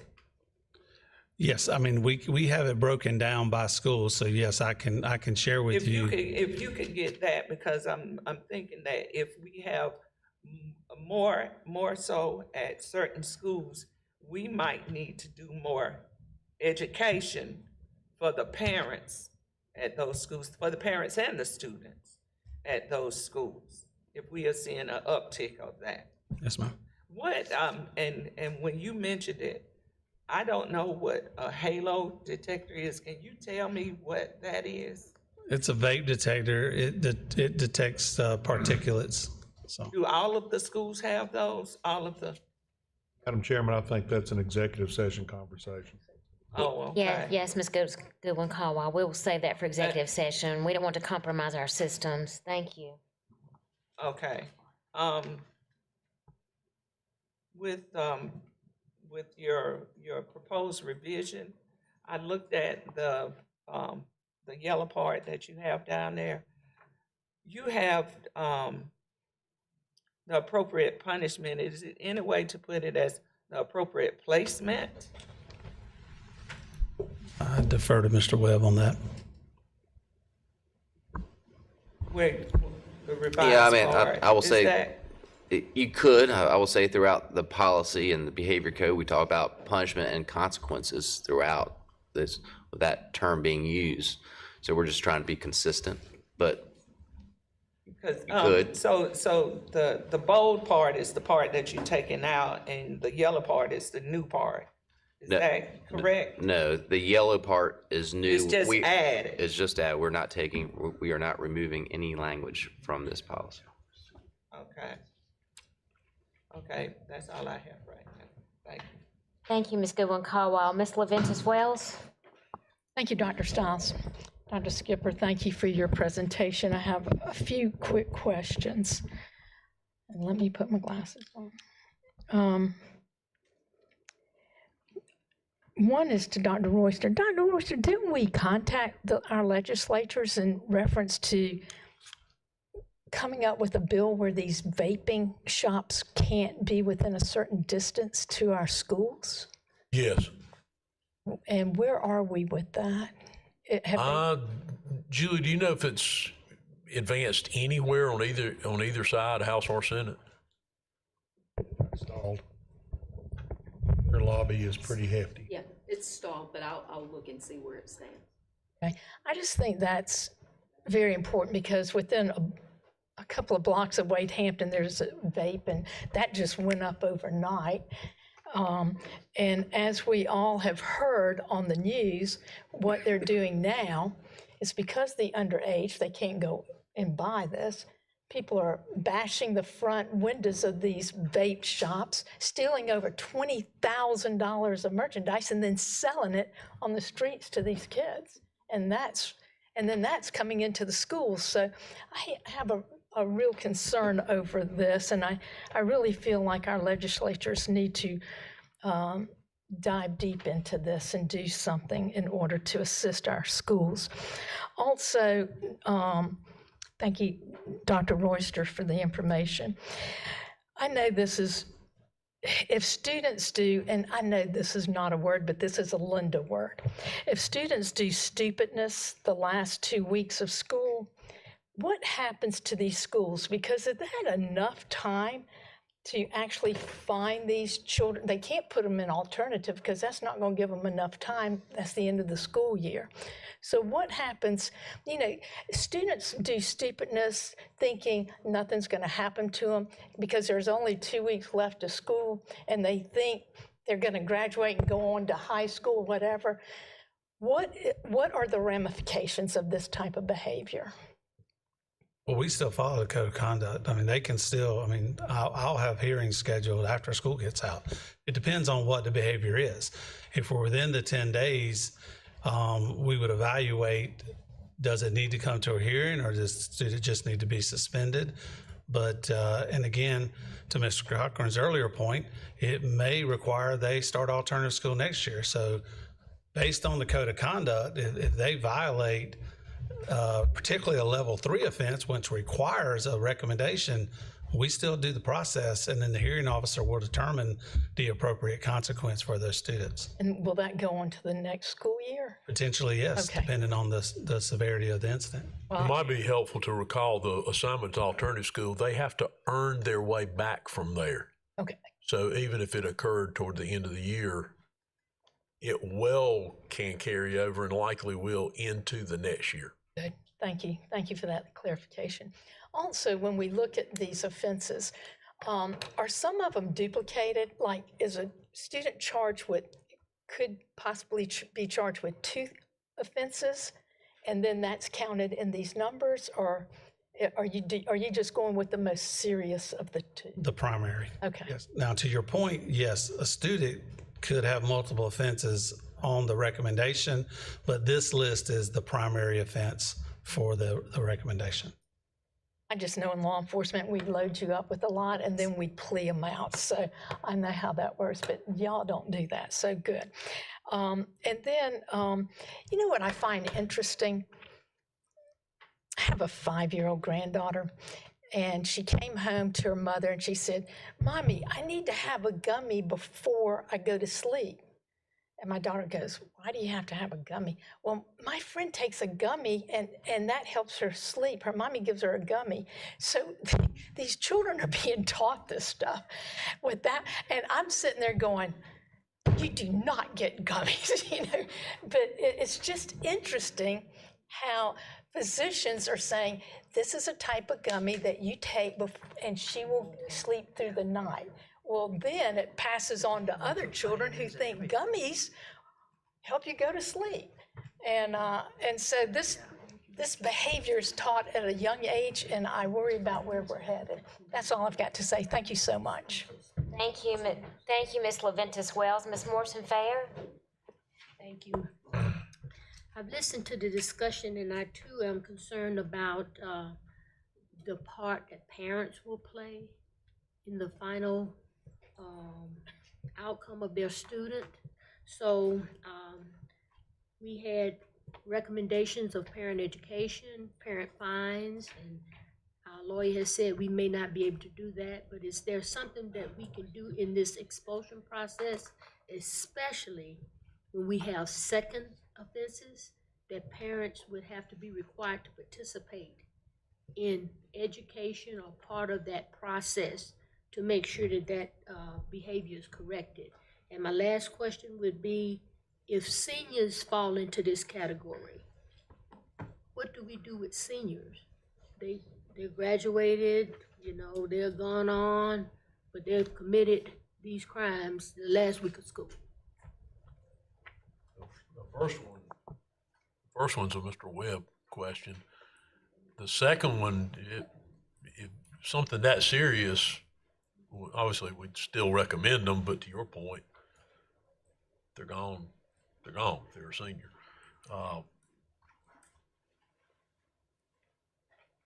Technically, you get into, would that number, would whatever grade they have left to earn cause them to flunk, where they wouldn't graduate?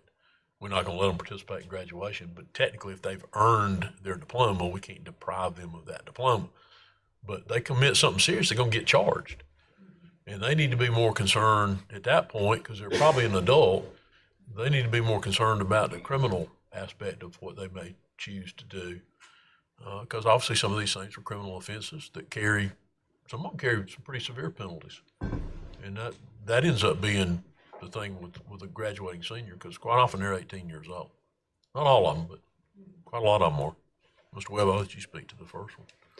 So on the parent consequences and mandatory training, the behavior code is really directed at students for student discipline, consequences, training, and we have a wide latitude to require counseling, volunteer service, training, whatever it might be for the students. You know, there are some areas of the law, like compulsory attendance, where it's directed more to the parent at certain ages of the student. Both in state legislation and the law, and because our board policy follows the state law, it's really student-centered as far as the discipline. So I would question whether we could mandate and force a parent or guardian to do X, Y, Z as far as training related to the student's conduct. You know, my first life was a prosecutor before I switched over in 2009 to the attorney with the school district. And just like in criminal law, you can't really force parents, even though, you know, you might have a juvenile or somebody of young age who've committed a crime, you can't really force them criminally to be responsible for that individual's conduct. So it's sort of the same analogy. So, you know, I think what's been discussed here is there's an opportunity to perhaps look at training as a whole for parents in the community about vapes and other discipline. But far as tying it into a consequence and returning to school or something of that nature, I'm not sure we have the authority to do that. Thank you. Thank you, Ms. Morrison-Fair. Mr. Sailors? Thank you, Madam Chairman. Doug, following up on Glenda's comment about doing something foolish, for the lack of a better phrase, at the end of a 12th grade. To your point, yes, to Dr. Royster's, they can do something foolish to the point that they may still graduate, but if they are charged, that would in fact also have the potential of having a negative ability for them to go to college. Sure. And at that point, usually the student's 18 years old, and not in family court anymore, would be in real circuit court. A big boy court. That's right. Okay. So that is still a consideration that needs to be taken into that equation as well.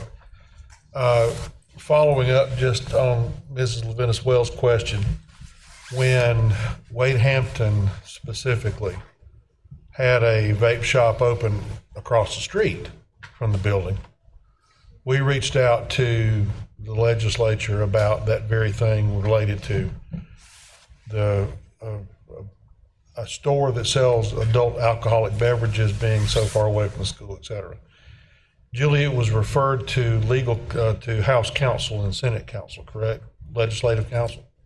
It is S-287. It passed, I don't have a. Go ahead.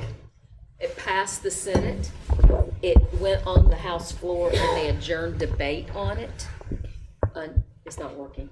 They adjourned debate on it till next January. But it's still in process. It's still in play, and it is language about vapes that is inserted to a bill related to alcohol enforcement. Okay, and so it's still alive, but the one thing we all need to be mindful of is the lobby that's pushing against that is pretty substantially funded. So that's an uphill battle, even though we still got it this far.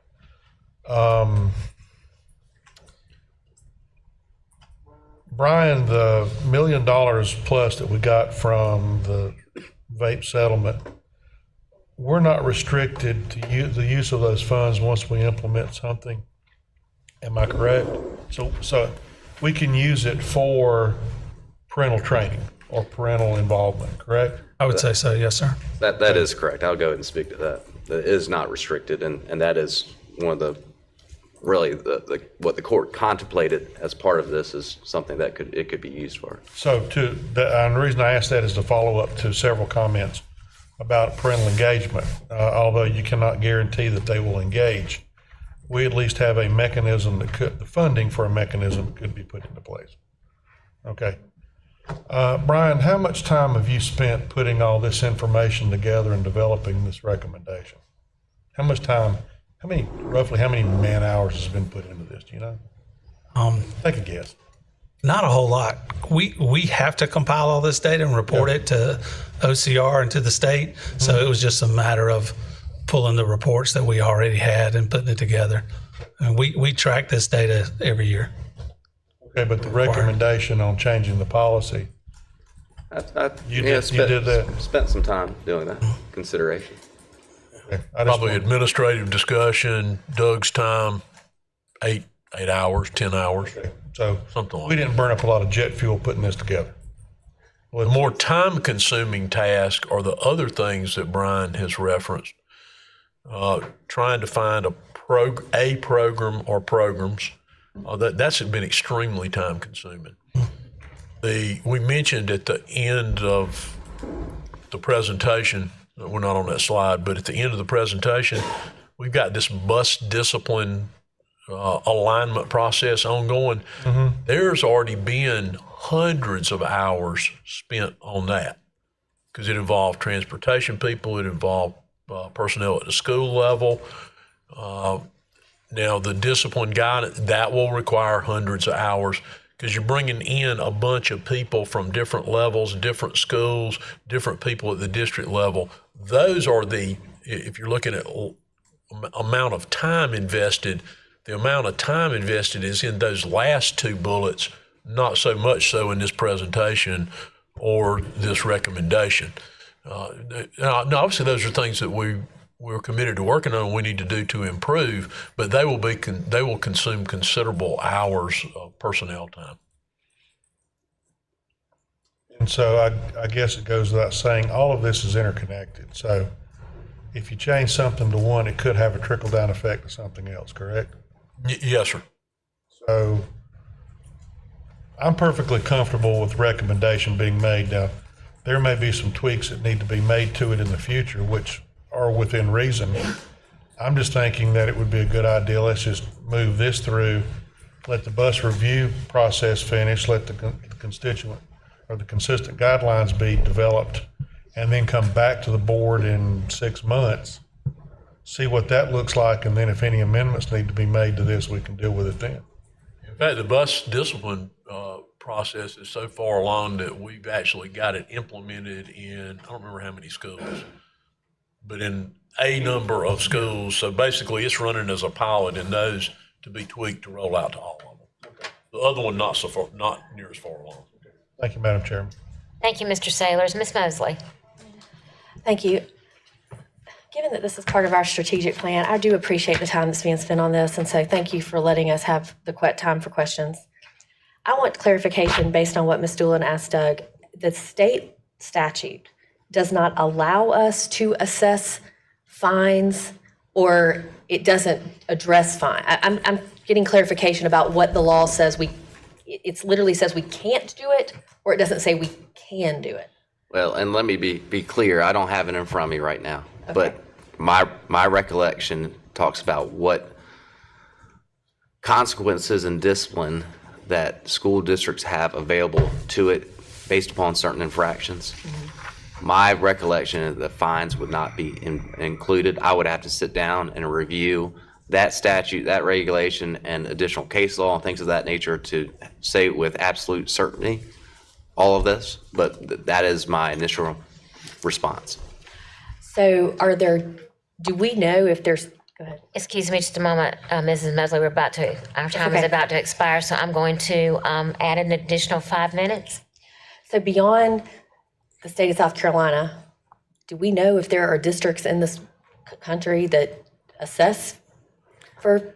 Yeah, I have not examined that, point? but I'm happy to do so. I will often look at other states and school districts just get a pulse of things. But I'm not aware of it, but I could certainly do some research on it. So is there a dollar amount that we can attribute to, for lack of a better word, behavior management at the level we're talking about? Not like what's happening in the classroom where teachers are just managing or stuff, but like when it gets escalated to all of those different categories. Is there a dollar amount we can attribute to how much time you, the assistant principal at the school, pick a person, is dealing with these kinds of things on an annual basis?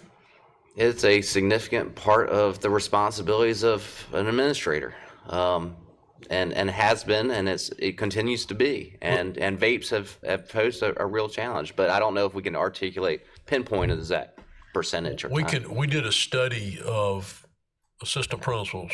We did a Six Sigma study of assistant principals' day, how they were, their duties during the day, what they were doing. You may recall that. Finished it 2 years ago, year ago, end of last school year. So we can tell you how much time those observed assistant principals spent engaged in discipline, just in general. This is quantified as discipline. The biggest amount of their time was spent in supervision, which directly relates to discipline. Now, you may recall we even put forth a model, and we have at least one school where we're doing that now, where we replaced an AP with 3 lesser paid, lesser qualified people to monitor and do that supervision to better utilize, took the AP position and hired those people. We're now ending the first year of having that in place. So we know from that standpoint the amount of the day an AP spends in this. It varies tremendously, because if you go back and look at the expulsion offenses, it depends on what it is. You'd have to track each one of them almost individually. How much investigation did it take on the front end? How many people were involved in that? How many minutes, hours did they spend questioning people, collecting statements, putting that together? So then it goes from the school to Dr. Skipper. He's going to read all of that. So depending on how complicated it is, it may take him more or less time to read it. If there's an issue with it, he's going to send it back to the school, or he's going to get clarification from them. Then that package goes to the hearing officer.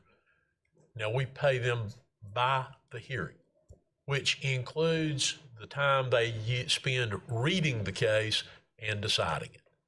So that's a fixed cost. It doesn't matter how complicated or simple it is. You get paid to conduct a hearing. So we can track that, but we'd have to assign somebody to track it. And we'd have to make it legitimate, we'd really have to do it like we did that Six Sigma study of AP time. So that was a long way to answer your question, is we don't know that, and it varies greatly.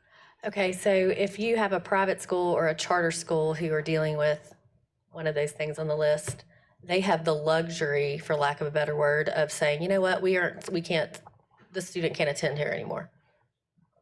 Private schools simply say, we're ending your enrollment here. Right. For What reason or not. what about a charter? Well, a charter school is supposed to follow the same statutes that we follow. But you perhaps could counsel a student and their parents that perhaps this isn't a good fit for you. And then they always have the option of attending the school to which they are zoned to attend. And if they do something, well, we can't really counsel them that they're not a good fit here. We're going to have to go through the structured discipline process. I'm not saying schools do that. I don't know whether they do it or not. But ours, if we exclude a student or have issues with a student, we know what process we must follow, and we follow that. Private school, they have no process. Charter school is supposed to follow the same process we do. But it sounds like our process, there's very few exceptions where we can say we can't educate a student any further, meaning they have to commit a pretty significant offense for us to remove them completely and say the public school can no longer serve you. Either a significant offense or repetitious disruptive offenses. Okay. And I think where we need improvement, and I believe this recommendation we made goes to that, is excluding some who have repeated disruptive offenses. It's not really an issue excluding those with the most serious offenses, because they're either getting excluded by our hearing officers or they're excluding themselves when they've committed the offense.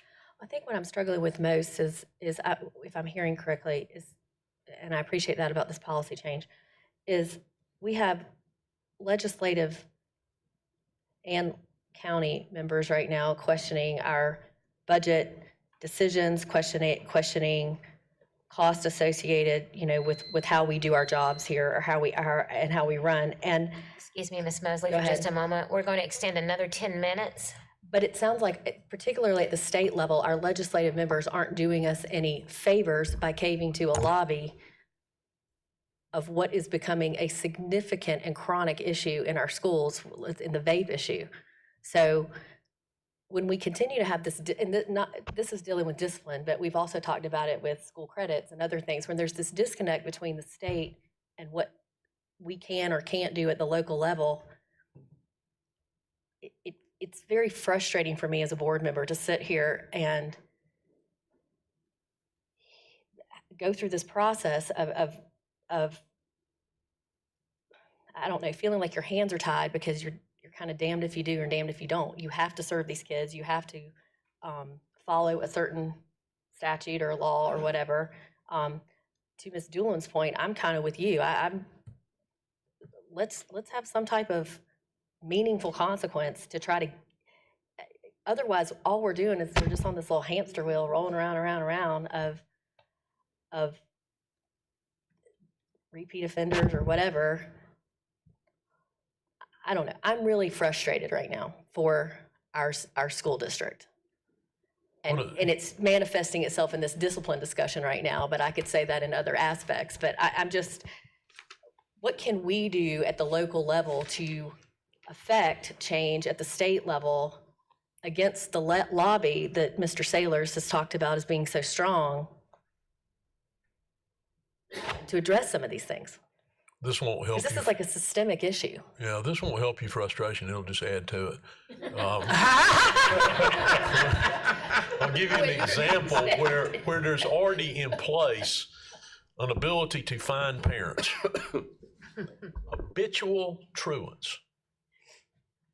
There's already a statute in place to provide that parents be fined, I don't remember the amount, $100 a day or something like that? Something of that nature. 50 or 60. After they've gone through the process of going to family court before a family court judge, and they have put them under court order to attend. You know, habitual truancy is an issue for us. It's an issue all over the country.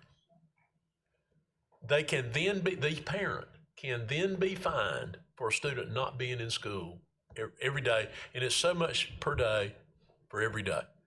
Now, I'd have to check with Ken, but I would be willing to say to you, it is a rare occurrence when that actually takes place. Doug, you may have some idea of how frequently it occurs. A lot of times the parents will then bring them to school as a result of that.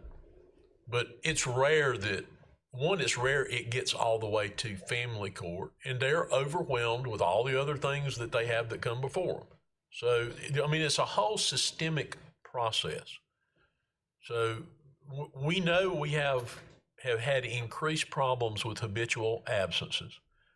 There is a mechanism by which to address this, but the wheels of that process grind so slowly that almost never occurs. And I'm not putting blame at the foot of the family court. They have more cases than they can hear of all types. So there are a myriad of similar frustrations that our principals and assistant principals most especially feel in the schools. We all feel it. Teachers feel it in their classroom. Of there not being the type of supportive structure that we would wish to have in place to make all those jobs easier, but more importantly, to make the environment more conducive for our students. Well, yeah, you're right. That doesn't make me feel any better. I guess my frustration is when I see things on social media from folks that support some of these attacks on us, where we only need a principal and one assistant principal at every high school, and that should be enough. I'm looking at, and I've seen this in writing, I mean, on social media, from community members who are offended by our budget. I'm trying to understand. I would like to invite anybody in to listen to presentations like this, because I know they're probably not listening online. And this is one of many that illustrates the complexities and the dynamics of a school system that serves 78,000 students. And all of the disconnects that exist across the board. So that's my soapbox for today. But thank you so much, Dr. Skipper. This has been very helpful. I appreciate it. I would support this amendment going forward, this change, but I would also, to Mr. Cochran's point, and maybe to Mr. Saylor's point, like to see maybe more going, like, if it doesn't make sense to do it right now, maybe more in the coming months to strengthen it. To the point that you made, I'd like some of those people that share those same opinions to spend a day being an assistant principal in a middle or a high school. They have no idea what they're talking about. They have a set of beliefs or notions that they convey as fact. We can't run a high school in 2025 with the staff that ran one in 1970 or 60, or I'll give you a personal example, because my dad was a high school principal in 1951. He was the principal. He taught one class of math. He coached baseball and basketball. If the janitor, was not there in the winter, he had to make sure the boiler was fired. And if the bus driver did not show up, he had to drive the bus. He didn't have any assistant principals. That was a principal in like 1950 or 51. You can't operate that way today. And I guess maybe some of these people envision that you can. Today's world is not that way. And our students are learning more. They're undertaking subjects that most people in this room maybe undertook in college. They're undertaking them at high school level. They're earning college credits. They're earning certifications where they can go to work and make a living wage. And all we hear out of a very small number of people is an extraordinarily loud level of criticism without acknowledgement of the positive things that are going on. Many of the things they say are just downright untrue.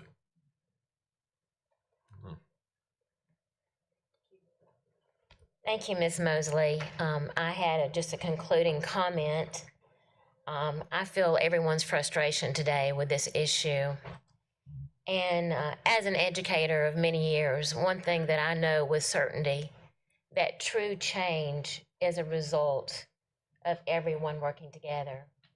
Students, parents, educators, and our lawmakers. And I'll just say to this board as a word of encouragement on this matter, we have put forth great effort in creating a resolution and sending that forward, and we've addressed this issue multiple times. We've spoken to it multiple times. It's time that we get the support from our lawmakers on this issue. When we have a vape store on every corner, and this THC or whatever vape is the #1 problem that we're having with our discipline, this is a serious call for action. And I'd just like to publicly and personally call our lawmakers to make this a priority when we call for help and support and assistance. It's because we need it, and we need it to make our school district a better place to serve our students and our families. So that is my final comment. And I just wanted to say that we do have a recommended motion on the floor, and so I need a maker of the motion at this time. Yes.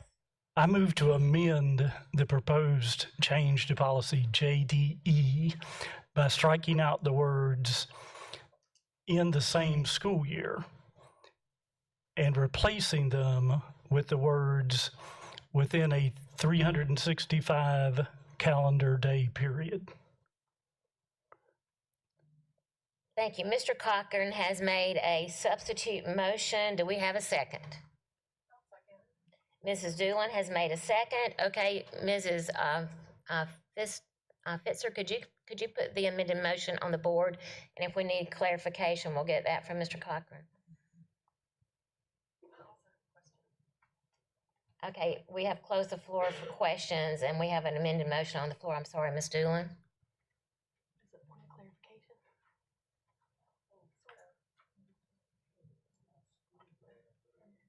Okay, if you have a point of clarification, that will be fine, Ms. Doolin.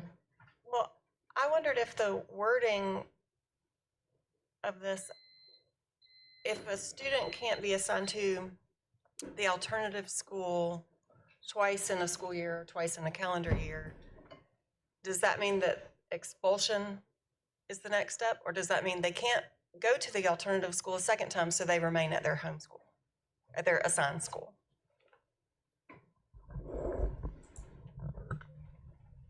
So Mr. Webb? Generally speaking, it would be expulsion, depending on the infraction. It doesn't say, it just says they can't go to the alternative school twice. But the intent is that they would not stay at their assigned school. They would. I mean, if the it would hearing be an officer expulsion. believed, based upon the evidence, that there were mitigating circumstances on this second offense, for example, they might have done something inappropriate, but not to what was originally thought based upon the hearing, then perhaps the hearing officer would be able to assign back to the school. Madam Chairman, can I extend that question? Yes, Mr. Sailors. So Doug, you're saying that unless there's a mitigating circumstance that we give the hearing officer the authority to address, the default is the child in question on the second offense goes home or is expelled. That will most likely be the outcome, because you have to remember, since the student is there, you're talking about a pretty serious infraction. I understand. Yeah. Just want to make sure there's clarity in that. Thank you, ma'am. Once you pass any policy you pass regarding the hearing officer, we communicate the intent of that policy to the hearing officer. Communication they would receive from Mr. Webb, from the administration, would be the board's intent of this policy was, absent of extenuating circumstance, they do not come back the second time, they're out. Gotcha. Thank you. Thank you. Okay, the motion has, well, she's still working on that. We'll give her just another moment. Actually, we'll give her as long as she needs. No pressure. Well, I think calendar after 365 days. What I right, wrote I think, first off, what I'd originally said, I would like to also line out the same. Right, so those two words in front.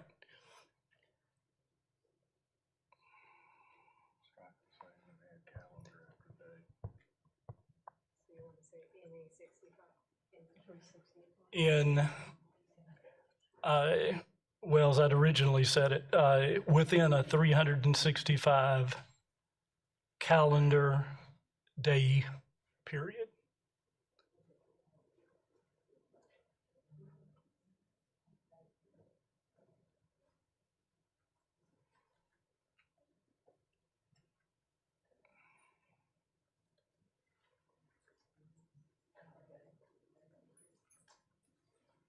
Thanks. That's it. Just a consecutive 3. Okay, we have a substitute motion. I need to clarify that. And just a point of clarification that's been asked is the meaning of a 365 calendar day period is 365 consecutive days. Is that correct? Correct, and I would defer to Mr. Webb as to whether, in order to get the intent, which that I'm trying to reach, if that's the best way, or if we need to add a. I think that would be the reasonable interpretation of what Mr. Cochran has proposed. For example, September 1st of 2025 to September 1st to 2026. So does it need to say consecutive or calendar? Or does it matter? I think the calendar encompasses consecutive. Okay, thank you. Last call for questions about the substitute motion. Ms. Morrison Fair? Thank you. I need more explanation on the 365, and you said September 2025, and that 365 would mean September 26. Yes. So that student, possibly ninth grader, would be in a 10th grade? Yes, you So could you have cover two different grade levels within No. that calendar year, correct, for a particular student. So the idea would be that, for example, if student was sent to alternative school after a hearing on March 1st, then the following school year, something else happens in September, then this direction to the hearing officer would apply, because it would be a calendar year as compared to the prior language, which was the school year, same school year. As opposed to penalizing the student during that September to June. So now we're giving them an opportunity to go to September of the next year. I believe the way that it's written and would be interpreted and applied would be that this would, a school year is typically 180 days, right? So this would be more expansive in the sense that it would apply to 365 days from one date to the next, whereas 180 would apply for the school year.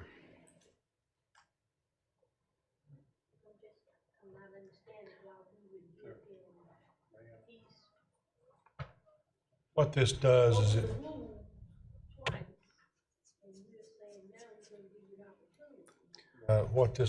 is it carries over into a second school year the penalty of getting dinged twice during a school year. So my child commits a crime on April the 1st of 25, and he or she is recommended for expulsion. Well, then this prevents the clock from resetting at the beginning of the next school year. The child is still held accountable for the misadventures 100 days past. Does that make sense? Am I correct, Doug? That's correct. Thank you. And with the direction to the hearing officer that absent extenuating circumstances, something rare, that child should not be assigned to the alternative school again within that calendar period. It doesn't reset the clock. Yes, ma'am. Just a reminder to the board members, I know that, I know that we're very intense about this issue, but just a reminder, if you want to speak, to please raise your hand and wait to be called upon. I know that sometimes that's hard, but I would appreciate that. Thank you. Does that conclude your question, Ms. Morrison-Fair? Okay, Ms. Mosley? Okay, I'm just going to clarify this too. So if someone creates an offense on October 15th, then we're saying they're out for 365 days, so they can't come back to their regular school till October 14th? So again, this is all about giving direction to the hearing officer. Okay. Okay, and so what this does is give direction to the hearing officer that if a student has been sent to alternative school at some time period, and then something else happens that's the student's recommendation for expulsion a second time within that calendar year, this gives direction to the hearing officer that student should not be sent to alternative school unless there's some sort of compelling reason. The second time. The second time. Okay.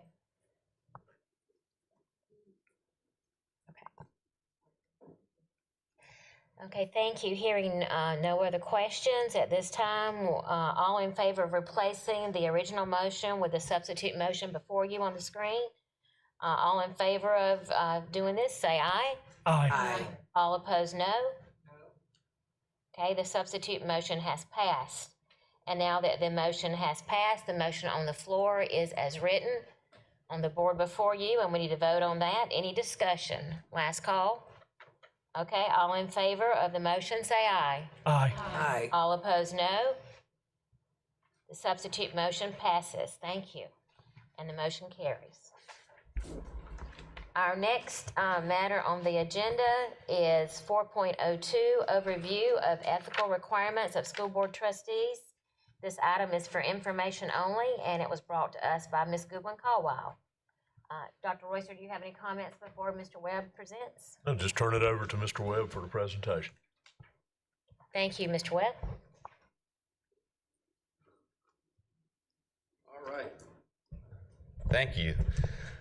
So this is going to be a medley, potpourri of ethical topics, and an overview from about 1,000 feet as Ms. Fitzer gets us set up. No, thank you.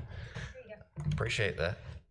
So, and I'll preface this presentation by saying that the Ethics Act and ethical obligations of all elected public officials, government employees, very nuanced, okay? Very nuanced, very specific, can be complicated. And so there are times that during this presentation, I'll give you sort of the broader requirements, but if there's ever anything specific that needs to be asked, examined, I will often call up the Ethics Commission. They have an attorney who focuses solely on this narrow issue of does it meet the requirements, does it meet the law. So that can often be beneficial to use.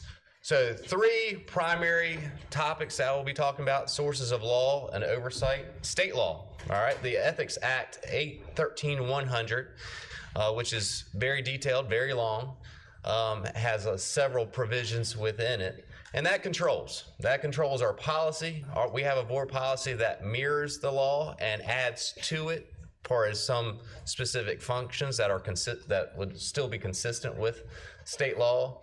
And then I'll be talking about the State Ethics Commission, which is the state agency tasked to enforce the Ethics Act and ethical obligations of public officials and state employees, okay?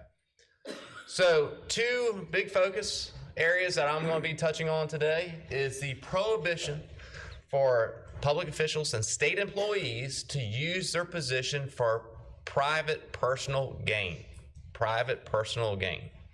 Secondly is the requirement for public officials primarily, there are some state employees and government employees, to fill out statement of economic interest, right? The concept of transparency and accountability is key. And we'll talk a little bit about the statement of economic interest later. All right, so the big one here is 813-700, and that really talks about not using your public office or your position, including my position or anybody in this room really, most of the individuals here, for private personal gain, okay? That's connected to your position. Trying to influence a government decision for the private personal gain of yourself or of a family member. And we'll talk about who is a family member here in a little bit. But that is the key statute right there, 813-700. Family member, as defined in the law, 813-100, is, and it goes through the whole list: spouse, parent, brother, sister, child, mother-in-law, father-in-law, son-in-law, daughter-in-law, brother-in-law, sister-in-law, grandparent, grandchild. And then it's a little duplicative in some areas, but it tries to capture everything it needs to capture. Or a member of the individual's immediate family. And that immediate family is defined as a child residing in the household, spouse of a candidate or of a government employee, or someone who is claimed as a dependent, okay? Claimed as a dependent on tax returns. All right, so again, economic interest, you can't use it for personal profit, and you can't receive anything of value, okay, in your role for that personal profit. So what is of value? Well, anything of value is defined in 813-700 as anything with monetary value, all right? It could be Bitcoin, cash, bank notes, a baseball card, whatever it might be. That would have monetary value. Then you can have other gifts and tangible items, collectibles like I just referenced, property. All of those things could not be received by a public official as a result of their position and to gain favor. Okay, that is the core concept of the Ethics Act. All right, what is not of value? What could someone receive? Something of nominal value, a trophy, a plaque, a recognition such as that, informational material. All of those would not be considered of value and would not trigger the Ethics Act and Statement of Economic Interest and things of that nature, okay? And then there's a separate section, 813-720, that talks about specifically that a government employee and public officials cannot receive anything in addition to what they would normally receive as part of their salary or compensation, okay, for the work related to their position. Again, you can have moonlighting, you can have somebody doing something else unrelated to their position as a second job, a side hustle, whatever it might be, but it cannot be related to the duties and responsibilities of that primary position. All right, there is a separate section, 813-755, that talks about a public official or government employee being, and this is pretty narrow, pretty limited, but when they leave employment, they cannot work in some circumstances for a 1-year time period for the agency or a company in which they controlled or influenced a decision. And usually what you see is this is, restriction on a lobbyist, for example. But the other big requirement under this is if someone's involved in the decision making of to hire a contractor or to, as part of the procurement process, select someone and then leave that position to go work for that contractor, that is what this statute really contemplates. Is that, all right, you have to wait a year because you were so involved and so connected to that decision to hire that contractor that you have to wait a year. So that's that section of the law. Confidentiality, I want to touch on that for a second here, and that's part of the Ethics Act, is that public officials and public employees cannot use information that they glean and get from their position for personal financial gain, okay? And they cannot release confidential information as well that could pose a risk of harm for others. And I referenced the Family Educational Rights and Privacy Act, somewhat related, but you as school board members and school board members throughout the state, whether it be in executive session or just in general, have some ability to access very sensitive information, student information, employee information. FERPA would apply to student information, and there's another layer of confidentiality and protections and obligations for you not to release anything or discuss personally identifiable information as part of your position. Nepotism. Switching gears to nepotism. Again, that's contained in the Ethics Act, specifically in 813-750, and we already talked about the personal financial gain of a family member or immediate family member, and that's really what this contemplates, is the hiring of a family member, the specific promotion of a family member. There are ways to do it, but you cannot and should not, under law, be the decision maker or have authority to do so. That is the concept of nepotism. Now, I will say that the question has come up in the past. If, for example, a school board member has a sister or brother or child who's a teacher, and as part of either the contract renewal process or the budget approval process, does the mere fact that you have a family member who is an employee, does that make you, should you recuse yourself from approving the budget or approving contracts? And there is a caveat in state law, sort of the large volume exception, that says that if it's broad in nature and applies to all employees across the board, such as a budget increase, then you do not have to recuse yourself, okay? But if that family member was up for a promotion in which you were involved in as a board and approving, then that person, that board member, should recuse himself. Does that make sense? Okay. All right, so we'll talk about this a little bit more in a few minutes, but the disclosure of economic interest, I will always say err on the side of reporting and putting something on your disclosure of economic interest. Certainly the lawyer and the folks at the Ethics Commission can assist you with that as well. But always err on the side of reporting and being transparent. That is always my advice. But by March 30th, you have to file your annual economic interest statement. And then there are other requirements for its timing, such as before you take office and do the oath, you have to file another one as well. All right, so the requirement of what needs to be disclosed on the economic statement of economic interest is anything of value accepted from a lobbyist principal, or of value of $25 or more. Okay, those are the key provisions. What should be put on your statement of economic interest, if, and you can look at number 1 and 2, if that's tied to your position as a school board member. Okay, if it's tied, if you would not otherwise receive it, but for you being a school board member, that's the trigger. That's the litmus test. All right, so switching gears. I see this more often, and you guys see this from time to time throughout other parts of the state.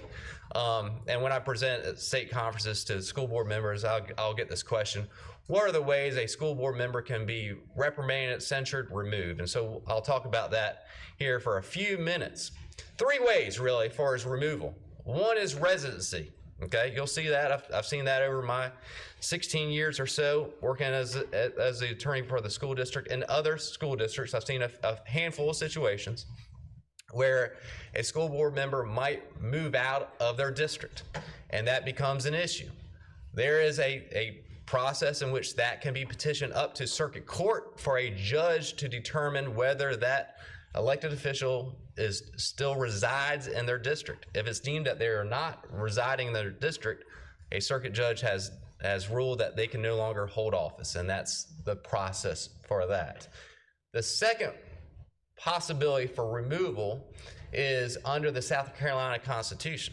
And now that would apply to all elected officials, city, county, and school district, when there's a crime of moral turpitude, okay, that has been committed. The governor has the discretion and may suspend that elected official, and then, if convicted, declare the office vacant. Now, a crime of moral turpitude, pretty serious stuff, such as, and it's really developed in case law, the statute doesn't define it, but bank robberies, the sale of narcotics, things of that nature. Doesn't have to be a felony, but some pretty serious criminal infractions. Then you have the third aspect is specific to school board members. That was put in place a few years ago by statute 59/1960 that talks about malfeasance, misfeasance, a number of different things, as you can read from this slide. There, the governor has to put school board members on notice, give an opportunity for that school board member to respond, almost quasi-hearing aspect of it, and that is the third prong of possible school board removal. All right, so switching gears to campaign practices, I'm not going to really touch too much on this. Again, this is very nuanced campaign election practices and requirements, something that if you ever have a question about, you should really contact the Ethics Commission to ensure. And what I advise is get them to put it in writing to you. I think that covers you, that helps, and that's my practical advice. But two big aspects here: you cannot use public funds to influence the election, whether it be you individually as school board members or school district employees, and school districts cannot use public funds on ballot issues, for example. So that's all within 813-1346. And then using campaign funds for personal expenses too, prohibited by 813-1348. So board policy, switching gears to the second source of oversight here. Board policy, which is all consistent with State Ethics Act. and incorporates a lot of those provisions. You have BHA, which is a conflict of interest policy that deals with school board members having to recuse themselves, and we'll talk about that here in a little bit of when and what the process might be. But really what this does, this policy incorporates the State Ethics Act. You can see from the second bullet there is the big one. It does have a little additional language about if a school board member, family member is hired as a teacher, for that to be disclosed and for the board member not to participate in that hiring for as the initial approval of that. Once, and again, that's only if it's subsequent to the school board member taking office as a school board trustee. Then you have board policy BH, okay? BH, which has 15 different provisions in it, is a code of ethics. And school district employees, we have a code of ethics that you passed several years ago, GBU, and this is similar to that. It incorporates the Ethics Act. It incorporates key provisions about professionalism, trying to resolve issues collectively in harmony, working with the superintendent and the administration, a number of different things. And you can see it goes all the way to 15 different itemized obligations, right, and requirements. But that is the code of ethics that the school board passed several years ago as it pertains to your responsibilities and the do's and don'ts of your position. Then we have board policy BHB, which is the enforcement of the code of ethics, okay? And that policy really contemplates the idea that if there's disagreement, a lack of harmony between board members, that is tried to be resolved, whether it be the board chair trying to work with school board members, whatever it might be, almost like the concept in my world of litigation of being like trying to mediate issues, right? And that's usually successful. And I will tell you, since I have been here, I have not seen enforcement complaint brought by a school board member, but the process exists. And I'll talk to you about that. So if a school board member is unable to resolve a conflict, or they have a concern about another school board member violating board policy or the code of ethics, then they can bring a complaint in writing, and then that complaint has to be sort of seconded, for lack of a better term, by 3 additional school board members. And if a total of four school board members raise that complaint collectively, then there's a hearing. And the hearing looks like almost like a teacher dismissal hearing that you guys have been involved in a little bit. And it would have witnesses, evidence, and then ultimately the board would deliberate, and the infractions against that school board member for the possible policy violation of the Ethics Act or the ethics policy would be either a written reprimand or a censure. Okay, those would be the 2 consequences that you would have at your disposal as a board. All right. Switching gears to what should you do if you have a possible conflict of interest, right? You see something on the horizon that perhaps you have a company that could be involved in something of that nature. Well, 2 important things. One, you always need to recuse yourself of a vote, okay? Of a vote that would involve that. Secondly, prior to a vote ever even occurring, if you can see that there's a conflict, you are not involved in any substantial conversations, discussions leading up to that vote, right? You don't want to have the appearance, the optics of trying to influence that connection with your private life, your company, whatever it might be. So again, if it gets to a vote, you need to fill out the form that's in BCBG. Go through that process. That will be put in the minutes. Again, transparency that you are recusing yourself from the situation. You have no involvement, whether it be the vote or anything discussed in executive session or anything behind the scenes, okay, that could possibly influence that decision by the school district to use that vendor or contractor or whatever it might be. All right, and so that's really what my focus on. The recusal applies even before vote. And, it's a misnomer that if someone just recuses them of the vote, then everything else prior to that is okay. No, and you've probably seen some headlines lately of a school board member in another part of the state who recused themselves of a vote, but was found with an ethics violation for some of the discussions that board member had leading up to the vote. So be very careful about that. The Ethics Commission, they are charged with obviously the statement of economic interest, maintaining that and processing that. They are also in charge of ethics violations. They can fine public officials, government employees, up to $2,000 per violation.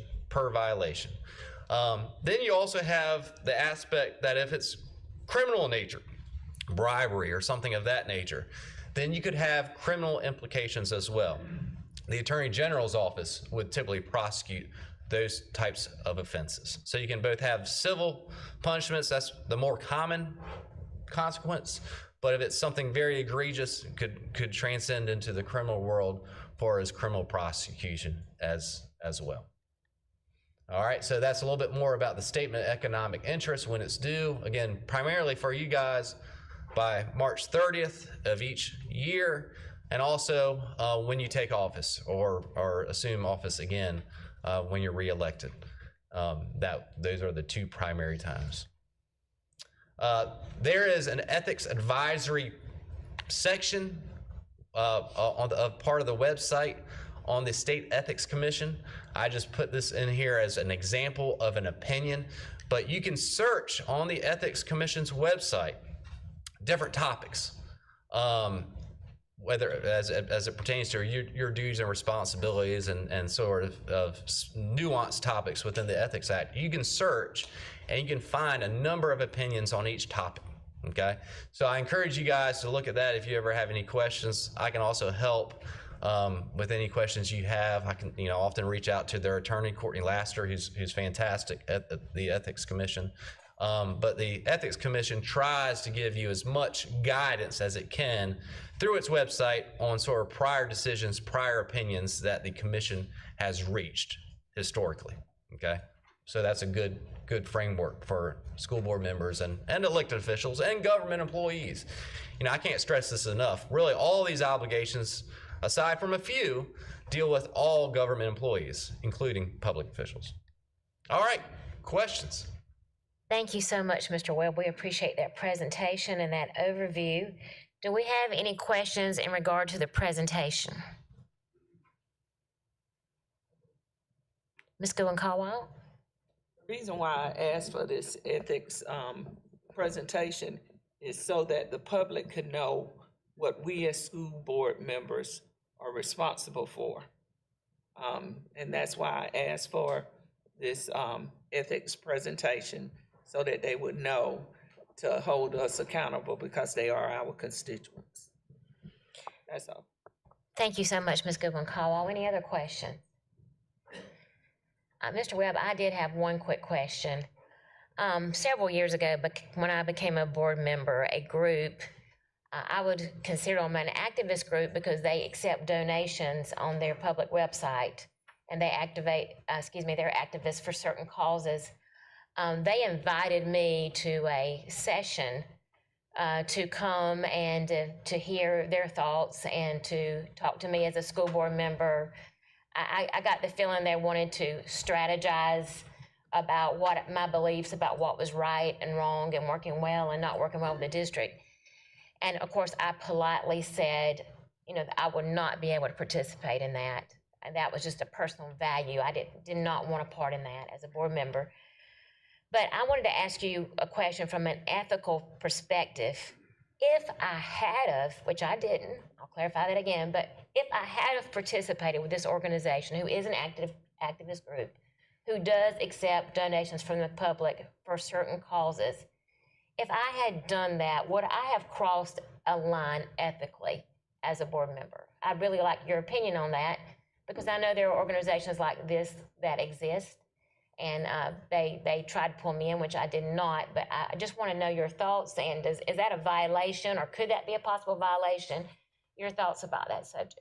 So I would say it's not a pure violation of the Ethics Act. You know, Ethics Act really talks about value and influencing your position, and you know, if that group were to give you money and you would accept it and that later factored in, that would be an Ethics Act violation. Now I will say that your board policy does have in the code of ethics for school board members that you will refrain from partisan politics and things of that nature. So whether that's directly on point would depend on the organization and the individual circumstances of that situation. So, you know, I will only raise that as a possibility that your code of ethics, you know, could run right up to that as a something to consider. But it would not be, from what you tell me, is not a state law violation. Thank you so much. Any other questions? Okay. Hearing none, we will move on to our next item, and that is 4.04, revision of board self-evaluation. Oh, excuse me, I skipped one. 4.03, the audit team committee, and I'm going to turn this one over to Ms. Middleton, our secretary, as we work to form a new team. Ms. Middleton, are you prepared to do this today? Sure. Okay.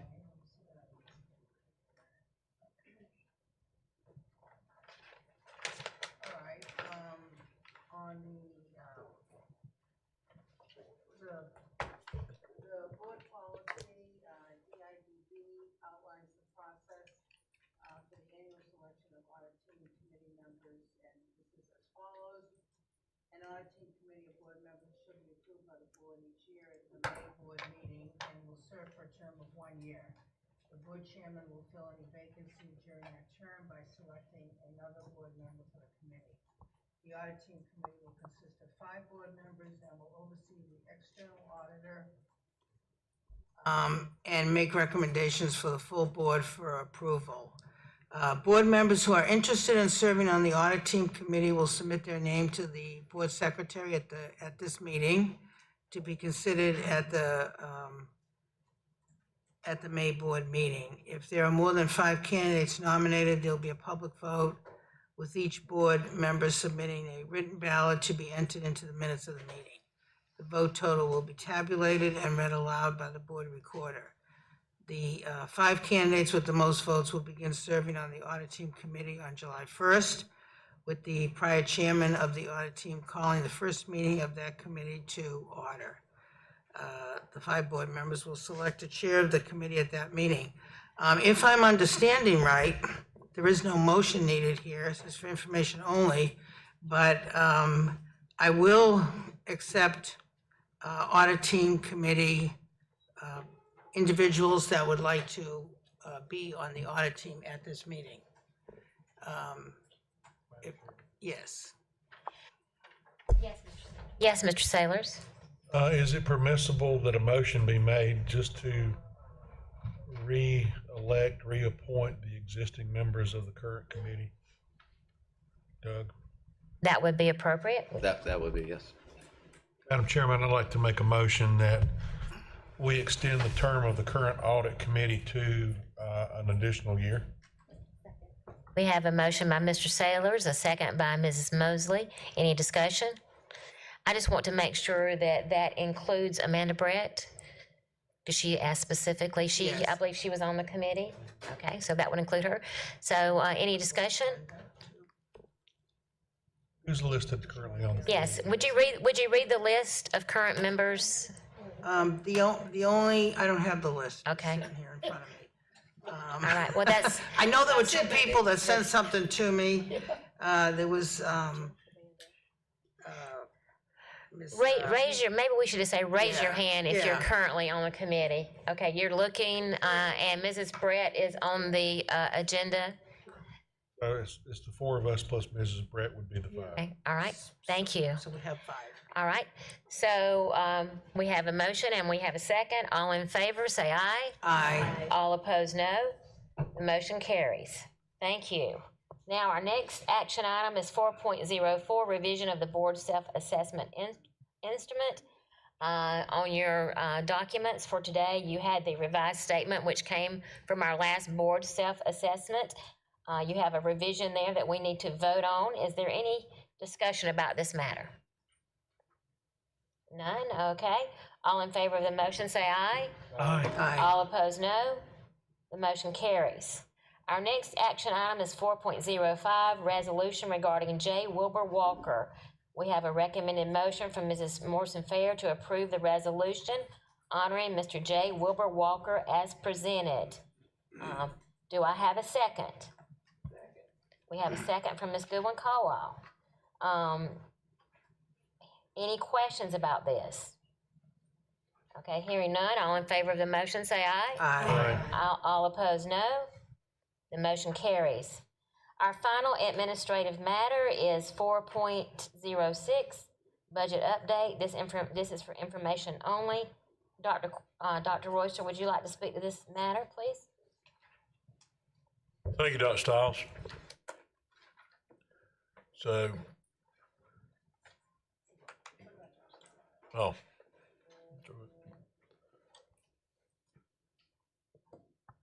a couple of updates. One you are certainly already aware of, and you addressed with a resolution at your special call prior to this meeting.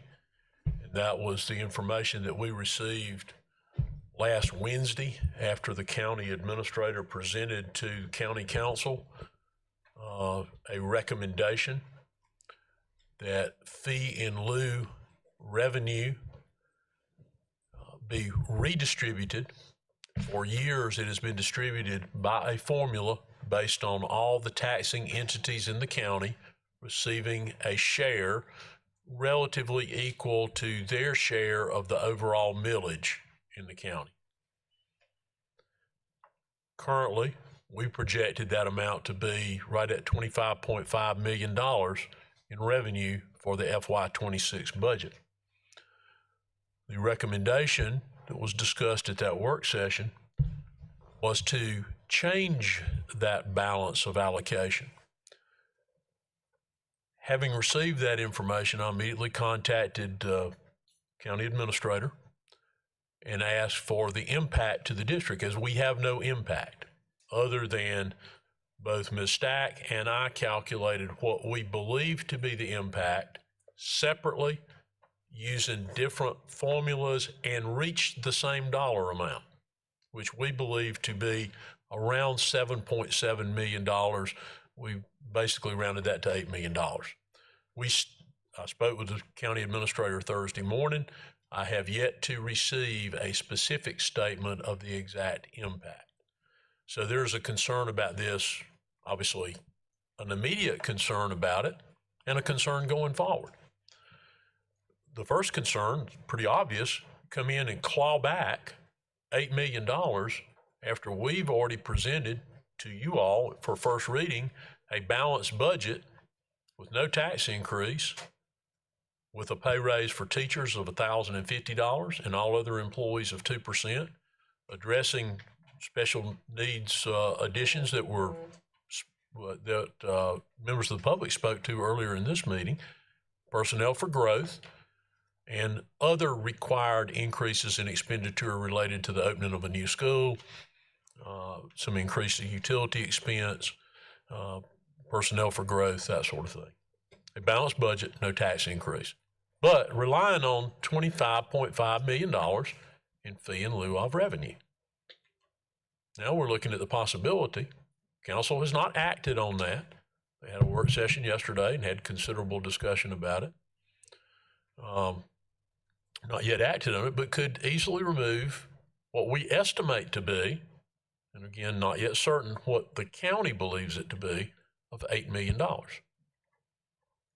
We had a very clear path forward. That clear path forward was, here would be the recommendation, absent some changes in the legislature, and if positive changes, positive to us from a revenue standpoint, or a removal of mandated expenditures, we might be able to go from $1,050 to $1,250, or maybe even to 1,400 for teacher raises.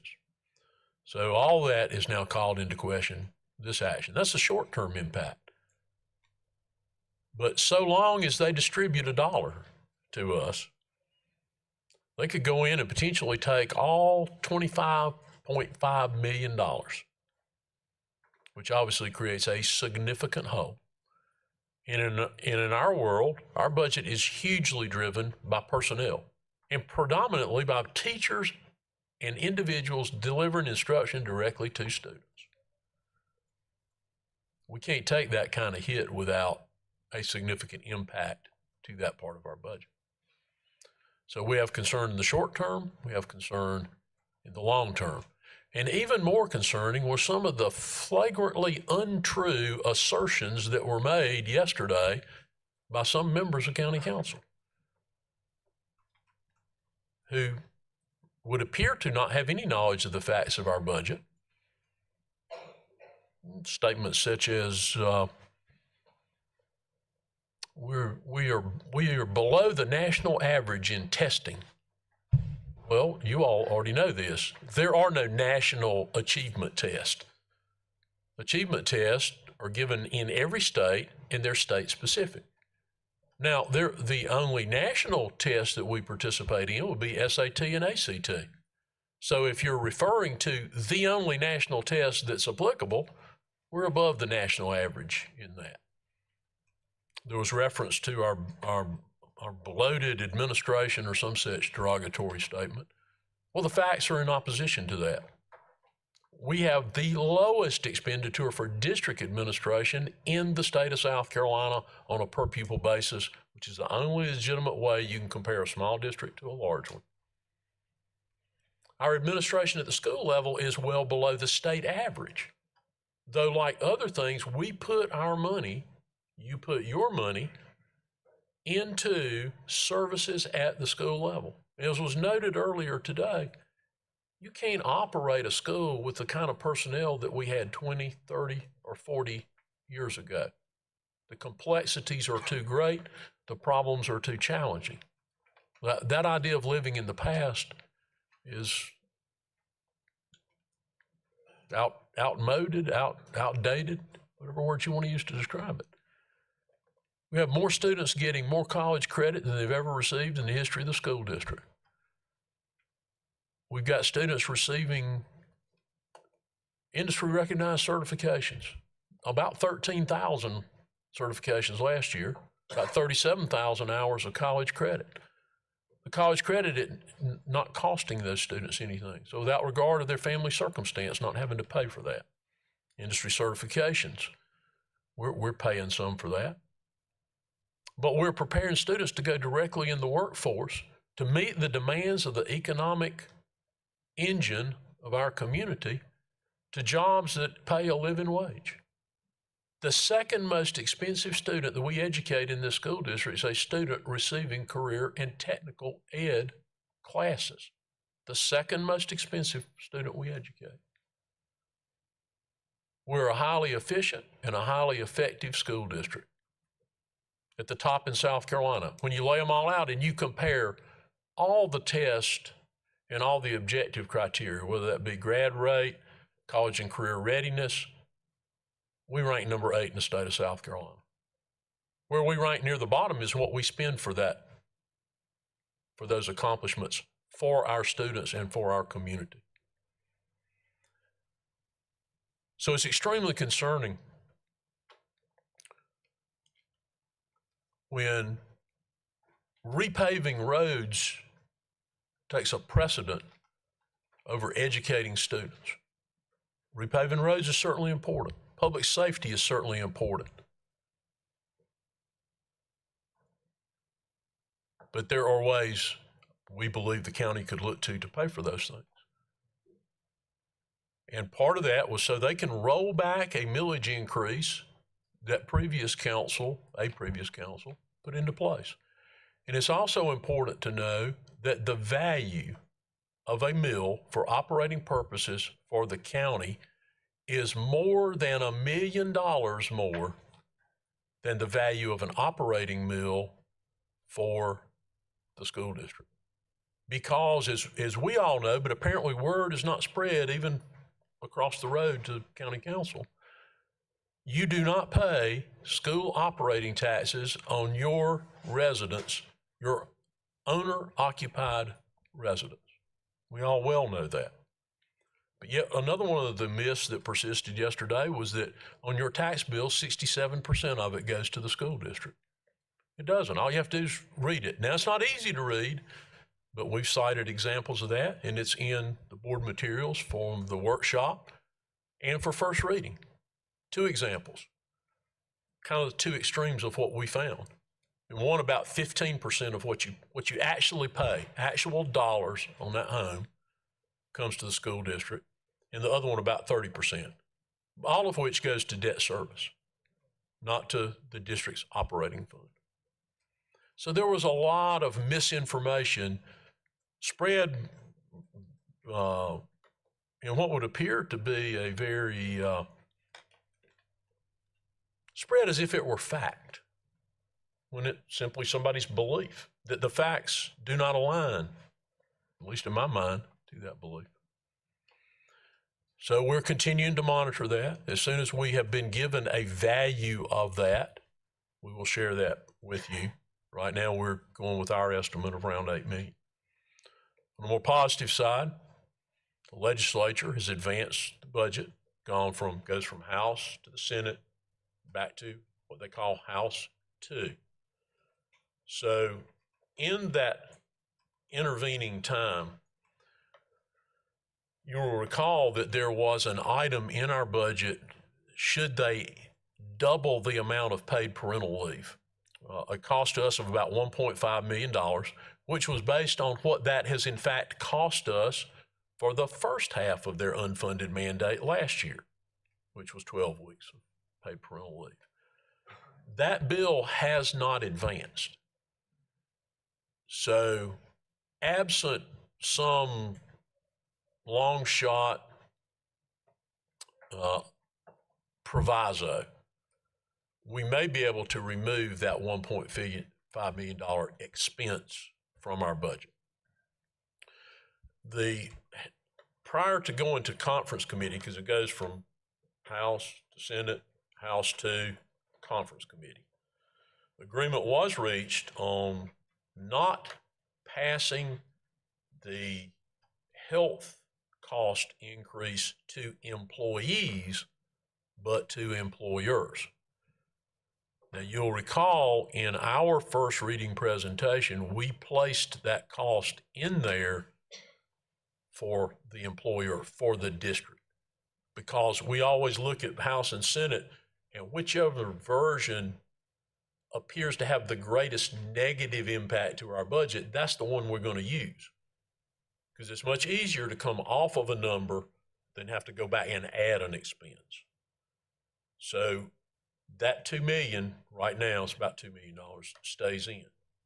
There will likely be some offsetting revenue, which we'll be able to include in there as we update this as we move forward. So the other thing, we had great concern about the allocation of new money for K-12 education in the state, and the very disproportionate share of new money that was being distributed to charter schools versus traditional public schools. Representative Bannister, we brought that to his attention. He has worked very effectively to put forward a proviso to bring some relief to that. That proviso passed the House. It will become part of the consideration, because there's a difference in the House side and the Senate side in this matter, part of the consideration of the conference committee. And the conference committee has already been appointed, of which he is one of the members. So that could provide us possibly, if that passes, about $2 million in additional state revenue. So that would be helpful. The 1.5 unfunded mandate not moving forward will be helpful. The insurance might have a little bit of a positive impact because we recognize no additional revenue for it, and we will get some revenue for it. And we've already put the 2 million expense in there. Those are positives. The calendar the state's on is the first meeting of that conference committee is on 19 May. They will receive a BEA report on 20 May. It seems the rumored report will be a little more of a positive outlook on state revenue. That would give them a little bit more to work with. And they have tentatively scheduled their final vote on the budget for 28 May. So we should have greater clarity. The closer we get to that, the greater clarity we have. And we certainly continue to track revenue coming into us. Finance always tracks local revenue on a monthly basis. And we'll soon have, I guess, another month of revenue in before the end of, or by the end of this month. I think those were the primary points that I wanted to make sure that I shared with you today. And obviously these things may impact our ability to follow through with the recommendation we made originally, but we're a little early to be able to say that without knowing specifically what the county's removing and having more solid information on other things. Thank you, Dr. Stiles. Thank you, Dr. Royster. Do we have questions? Okay. Dr. Presley? It's just more of a comment. Dr. Royster, I want to thank you for the update on this. I also want to compliment you on your word choice and the delicate nature that you chose to describe what's happening right now. The things that are being said are blatant untruths. They are not grounded in fact whatsoever.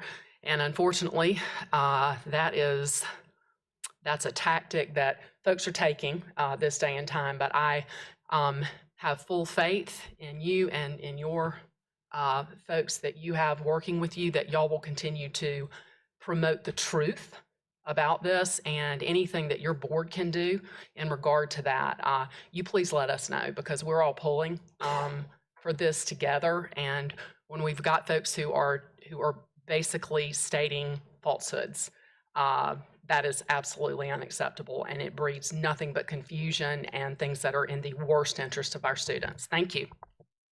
Dr. Presley. Thank you. Ms. Mosley? Dr. Royster, just a point of clarification. I understood you to say that you have not gotten confirmation back from the county administrator or whoever chair about the dollar amount. But My inquiry was to the county administrator, so not yet back from the county administrator. Is there a vote scheduled for whatever proposal they're doing? Julie has, I believe, the timeline in front of her. They have 3 readings, and the first one is May 20th. Okay, and then I think the second one, I'd have to go back and look up, and it's June 3rd, and then the third one, June 17th. So that's after our official approval of the budget? Yes, their current calendar is. Oh, I love this math. Okay, thank you. I may have more questions later. Thank you. Ms. Goodwin-Caldwell? So, Dr. Royster, if they pull that money, that means that we will have to levy millage, right? For this budget. Because you recommended that we don't levy any millage right now with the budget that we have. That would certainly be a path forward to maintain the teacher raise and the other items that were included in the budget that was presented at first reading. So they're basically just shifting it from one entity to another, from county council to us. We're pulling the money from us, and we have to levy millage. And if you view it that way, as that's the solution, and that is a solution to this, you have to levy almost twice the amount of millage to generate the same amount of money. I'm frustrated too. How can they get in there and change things that a previous council put in place in order to, just like you said, to do the roads when the 1 cent sales tax would have done all of the roads. It's frustrating that the school district is being hit from all angles these days. Because of this political grandstanding. We certainly share in that frustration. And it's certainly there could not be worse timing for this. But the truth of the matter is, by state law, the county council makes the decision as to how fee in lieu of revenues are dispersed. There are three kinds of abatements. You all know this, I'm sure, but there are three kinds of abatements. There's multi-county industrial park, there's fee in lieu of taxes, and tax increment financing district. In the first two, this body nor any other elected body has any say in the disbursement, only county council. And the law further states, as long as there is a disbursement, they can decide the amount. For years, there was a county ordinance that set the disbursement to be roughly what the millage rate share is of each entity in the county compared to the entire millage rate. So roughly an equal distribution based on your millage rate, whether it's a fire district or the Arena Commission or the Greenville Tech or the Art, whoever has a distribution in there. But that was just by county ordinance. One ordinance, and it's set up, here's the distribution. Any county council can change that ordinance at any time, and it's perfectly legal, as long as you get some amount of money, and some amount is not specified. So they can give us $1, and that would. Yes. So now the third type, and you may recall, you all voted on one of those that we brought forward and approved it, a tax increment financing district, and received some amount of criticism for approving it. But unlike the other two, the dollar amount in that TIF is locked in. County council or no other elected body can take the amount designated to come for the school district because it's locked into the tax increment financing district agreement, legally binding document. So they tie our hands whenever they do stuff like this. Because did we get anything from the counties when they leveled County Square? Did we get anything as a school district from that? That's a good point. Excuse me, just a moment, Dr. Royster, if you would. We're out of time, so without objection, I would like to extend for 15 minutes. Thank you. I apologize. That was the first deviation from their formula distribution, and they did an ordinance specifically related to that piece of property. Now, the difference in that and what's happening right now, we were at least informed before they did it. But we were informed that we wasn't getting anything before they did it. The first time we heard this was when it was said in a public meeting in the council chambers in a work session they had over there. When that happened before, we were at least extended the courtesy of being notified this is what we're going to do. Didn't change them doing it, but they let us know that they were going to deviate from their past practice because I think one of the reasons in their view was that property was generating no tax income to us already because it was held and owned by the county. But this fee in lieu of does. Well, whatever's developed over there ultimately will generate tax, but their reasoning was the property as it's set, because it was held by the county, produced no tax revenue. Just like our property here produces no tax revenue. Okay.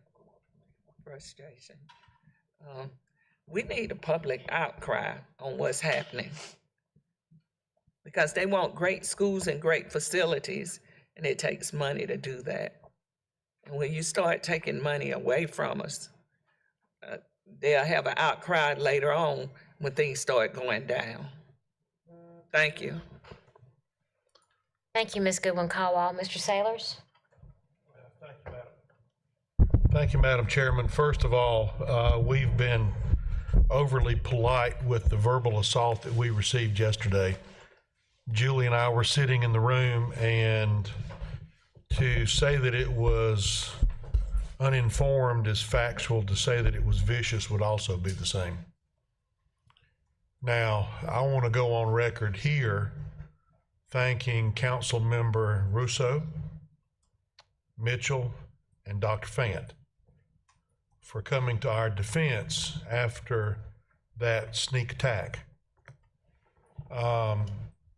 And Blunt. Also for the, ma'am? And Blunt. Oh, yeah, and Chairman Blount. Yeah, thank you, Benton. We have made a conscious effort to try to inform them of how we operate.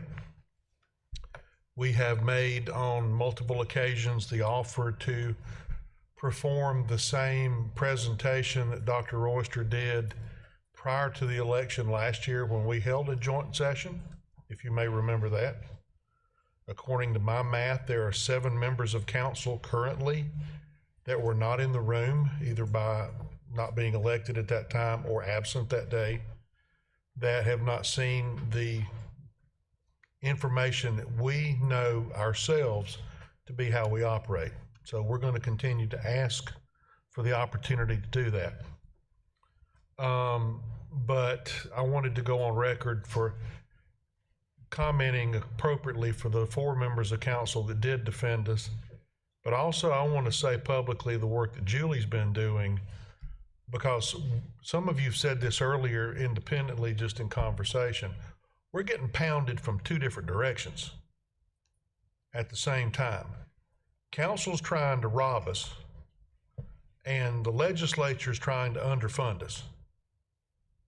But yet we're elected by the members of our community to provide exactly what you said, Michelle: safe, secure, technologically equal learning environments. And we cannot do that unless the mandates that are provided are funded appropriately. So is this a conscious effort to throw us under the bus by the county? I believe so. $40 million. $40 million will get them at best 100 miles of road. They manage 2,498 in the entire county. That's how many miles roughly that are under the control of the county, not the state. The state's in another number. So they want to go after, I'll be gracious and say 100 miles a year in a 4,000 mile, when you look at the combination of state and county, a 4,000 mile system. This is politics. And they should be ashamed for what they're trying to pull. Thank you. Thank you, Mr. Sailors. Ms. Mosley? Thank you. One more question, Dr. Royster, to piggyback off what Ms. Goodwin-Caldwell asked. If this moves forward at the county level and they strip us of, let's say, $8 million, and we find that out before our budget vote, and we don't want to levy mills, what gets cut? There are multiple options in there as to what we could remove. So if you assume 8 million and you assume no positive coming out of the legislative action, well, you can look pretty quickly. If you took it all out of pay raises, it would cut that number about in half, I believe, wouldn't it, Raman? So that would be $525 for a teacher plus their step, and 1% for all our other employees.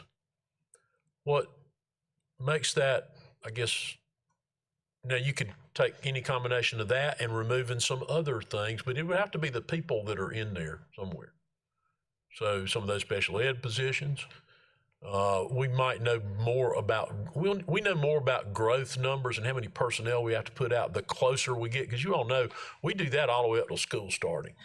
Well, we got a better handle on it in March than we did in January, in April than March, in June than in, so there might be, but see, you're talking about small numbers in there because that's not a large number of personnel for growth. It'd cover about 10 and a half teaching positions, something like that.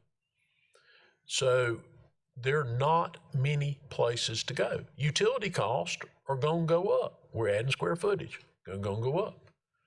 Our insurance is going to go up. We have to have insurance. So we're very limited. And again, our bulk of our expense are people. That's well over 90% of our budget. So it likely will come down to people. And not directly related to that, but indirectly related to that, there was a lot of discussion yesterday about what we spend money on, what we don't spend money on, and how comparing the efficiency of the county with the efficiency of the school district. I can't speak to the efficiency of the county. I don't know how many supervisors they have per employee. I don't know all the things they're charged with doing and what it takes to do that. What I do know about the school district is if you go look online, you can see every detail of our budget all the way back to looking at the line item. I'm not aware that theirs is available, that level of detail. Perhaps it is. But more importantly, there were a lot of assertions made about what we spend and how efficient we are. I'm not aware of there being any place in the state of South Carolina where you can compare one-to-one county to county using the same data, or city to city, town to town. I'm not aware of any comparison for municipalities or counties. Well, there's one for school districts. It's on the State Department of Education website, and anybody that wants to see it can go look online and see it. It's called Insight, and the S in Insight spelled with a $sign. The most recent one, because it always runs at least a year behind, is fiscal year 23, because they're going to use audited numbers. You can go look at Greenville County schools, and you can compare it to the state average, and you can compare it individually with every school district in this state on a percentage basis and a per pupil basis. Well, when school districts vary in size in South Carolina from a district with 600 students in it to one with 78,000, the only legitimate comparison is a per pupil basis. I'm not aware of there being any place where you can compare, and the numbers are gathered by the state off of our financial reporting, because every school district uses the same set of account codes and charges expenditures the same way. You can truly look and compare expense to expense. And if you do that, it disproves what was said. All you got to do is go look there. Now, I don't know of a place to go look for county expenditures that way, or municipalities.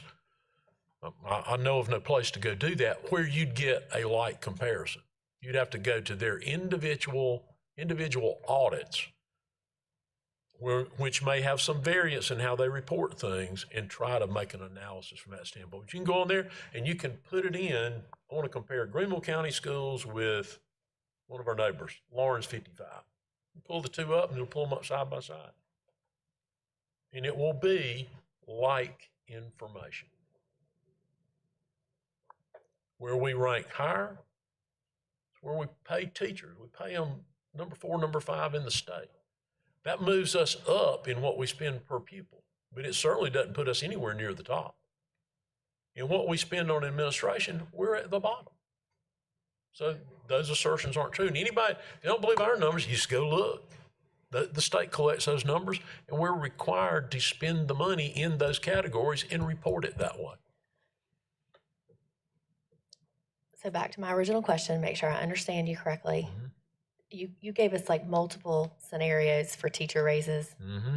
We're required to do the step raises regardless. That's right. So are you saying that to avoid a millage increase, we would wipe out all the additional teacher raise? Based on that Any of those scenarios, Based on, all right, you can write off the second two. right? Okay, so go back to the 1,050, which is the one we presented and said, hey, if nothing changed, you all can Right. do this 1,050, the other items in your budget, 2% for all of our employees. And we can do that with no millage increase. Right. You will have to, with no millage increase, you'd have to cut that number exactly in half. Okay. It is highly likely that's going to drop us way down from number 4 or 5.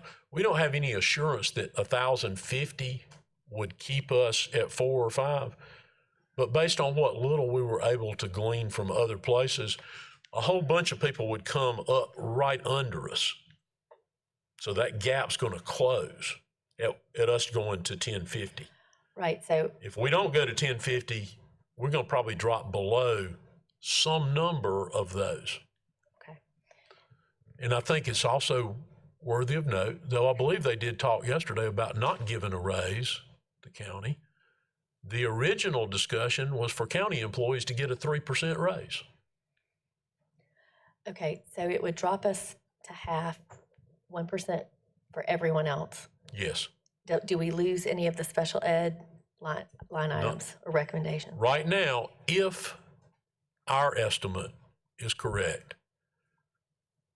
and there's not some other adverse condition, it would, if you took that in half, then it would not remove, if that were our recommendation, it would not remove any of those special ed positions. Okay, thank you. Mm-hmm.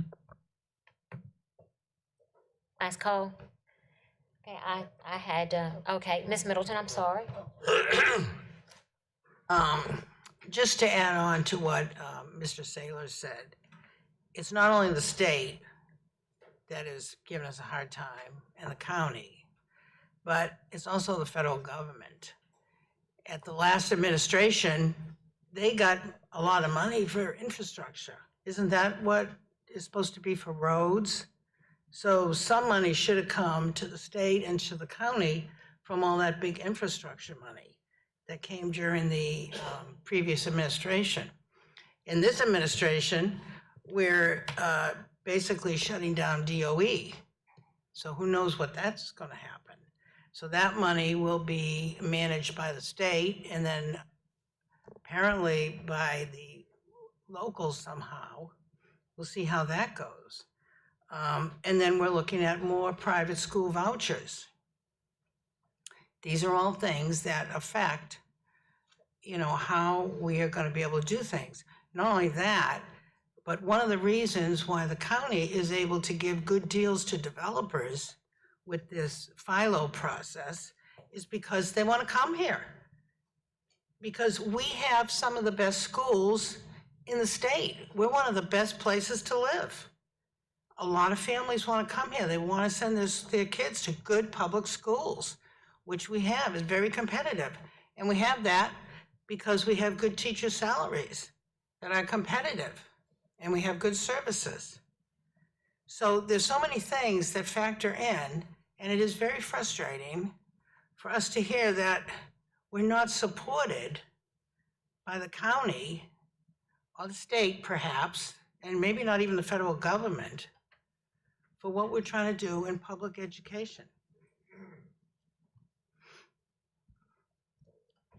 And that's my only comment. Thank you. Thank you, Ms. Middleton. I would just like to say that I've been in education for way over 30 years now.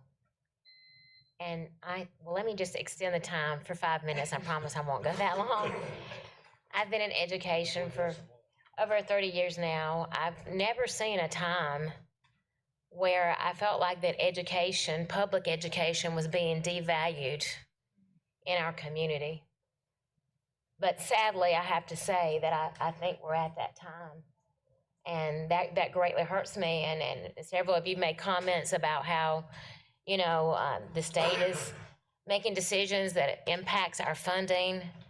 Now the county is wanting to take money from us that we were counting on, that that was our share, that they want to pull back now suddenly after we've created our budget and we've come forward to the public with what we're going to propose. The timing's terrible, the decision's terrible. On top of that, it's based on a false narrative. And that's another thing that makes me sad, is this false narrative seems to be prevalent among all those organizations. There seems to be a lack of support for public education, and right here in my own county, that hurts. And I personally called a couple of county council members myself, even during a time that I really didn't have the time and had a lot going on in my life. I took the time to try to educate them. And I'm really pleased to hear that Mr. Russo was supportive of education here. But you know, the one thing that has not been mentioned today is that some of our local legislators have introduced a bill, I believe it's H 4397, which will take away our authority as a board to make the final approval on our budget. They would have that ability. And when there's a false narrative, a lack of understanding of how we manage our district, a lack of understanding about our budget in general, it's a really scary thought to think that there's a bill out there that would give our governing authority that we've been given by our constituents to make the decisions about our budget. It's really scary to think what that could mean for the future of public education. So again, like some of you, I would like to encourage our constituents to get involved and to let our local and county officials know that we support public education. And when you support public education, in essence, you are supporting the students of Greenville County and a better education. And when we invest in our students and we invest in education, that is really what builds a better Greenville County, more than anything else, even more than roads, better education. So I just felt strongly, I don't usually express strong feelings like this in a public forum, but I felt strongly about this issue, and I want the public, I want to be transparent, I want them to let them know how I feel. I support public education. And I want to say to this board as the chair, I'm very pleased that 100% of the members up here, all 12, everybody who was here today, we voted in favor of this resolution that would send the message to the public that we do not support this action by our county council to pull our funding. We do not support it. And I hope that our citizens and those who are in favor of public education will join us in expressing our thoughts and comments about this. All right. Since there are no other comments about this section, we are going to move on to our building ground section, and Ms. Goodwin-Caldwell is going to be the chair, and I believe, Ms. Goodwin-Caldwell, you need to leave early, is that correct? Yes. Okay, all right. So I will try to, I will carry on your duties if I can get my agenda back up. Thank you. So give me just one moment. Okay, I think the first item in this area is the facilities project update. So Dr. Royster, do you have any comments about that? I think the only information that might be new is some updating of summer projects as listed. Colonel Carlin or I, Dr. Ward, would be glad to answer any questions that you might have about the facilities project update. Any questions? Ms. Doolin? From the looks of this, I can tell you're going to have a really busy summer. But I have questions about paving, since we were just talking about roads. What's the process for having school driveways repaved? So let me answer that by starting with saying that you've probably been to some of the schools in the district where you've seen some resealing work that has been done. The ones that come to mind right now, we did Southside High School a couple of years ago. Kearns, I think last year we did Sevier and Paris Elementary and others. We've got a contract out on the street right now. We're going to be doing a lot more of that work. When we do the resealing, we also do paving repairs on the campus. We have not had to do a full paving replacement at any of our schools in the recent past. I think there may have been one we were doing when I first got here in 2019. But we're going to be doing various levels of sealing, coating, repairing. I think the number is around 20 schools. That'll start probably later in the fall. So there's going to be a lot of paving work that's going to go on starting in the fall and continuing through next summer, really. Okay, thank you. Yes, ma'am. Thank you, Ms. Doolin. Any other questions in regard to the facilities project report? Okay, hearing none, we'll move on to the next item, 5.02, right-of-way acquisition at A.J. Wittenberg Elementary School for the South Carolina Department of Transportation. Dr. Royster? As stated in your board materials, this is a request from DOT to purchase additional right-of-way, the amount of $50,000 to facilitate their widening of the road approaching to and the bridge that's a street in front of it's Hudson Street, which is the street in front of A.J. Wittenberg. Administration recommends approval of that. They came to us with one offer. We went back and were able to negotiate a higher amount. Madam Chairman, Yes, Mr. Sailors? I'd like to move that we approve the administration's recommendation for the acquisition of right-of-way at A.J. Wittenberg Elementary by the South Carolina Department of Transportation. Mr. Sailors has made a motion. Dr. Presley has made a second. Any discussion? All in favor of the motion say aye. Aye. All opposed, no. Our next item is 5.03, Duke Energy easement at Blythe Academy. Dr. Royster, you have any comments? This is simply a request from Duke for a perpetual and non-exclusive utility easement at Blythe related to some road modifications that are being done by the city of Greenville. Now, this depends on them actually getting the approval for the right-of-way, the city getting the approvals for the right-of-ways to do their work. Otherwise, the easement's not necessary. Thank you. We want to have your approval to have it in place as they continue. Then we'd have to bring any other easement regarding the property and the road expansion back to you if it affects our property. Thank you, Dr. Royster. We have a recommended motion from the administration. Do I have a maker of the motion? Madam Chair, Yes, Ms. Middleton? I'd like to make a motion to approve the requested perpetual utility easement at Blythe Academy. Ms. Middleton has made a motion. Do I have a second? Second. We have a second from Mr. Sailors. I think we had three of those just about at the same time. Any discussion? Hearing none, all in favor of the motion say aye. Aye. All opposed, no. Motion carries. Our next item is 5.04, Duke Energy easement at J.L. Mann Academy. Dr. Royster? This is a perpetual utility easement, jail man. I believe it's for pole placement related to upgraded service. Is that right? That's correct. The administration recommends approval. Madam Chairman, Yes, Mr. Sailors? make a motion to approve the requested perpetual utility easement for J.L. Mann at J.L. Mann Academy.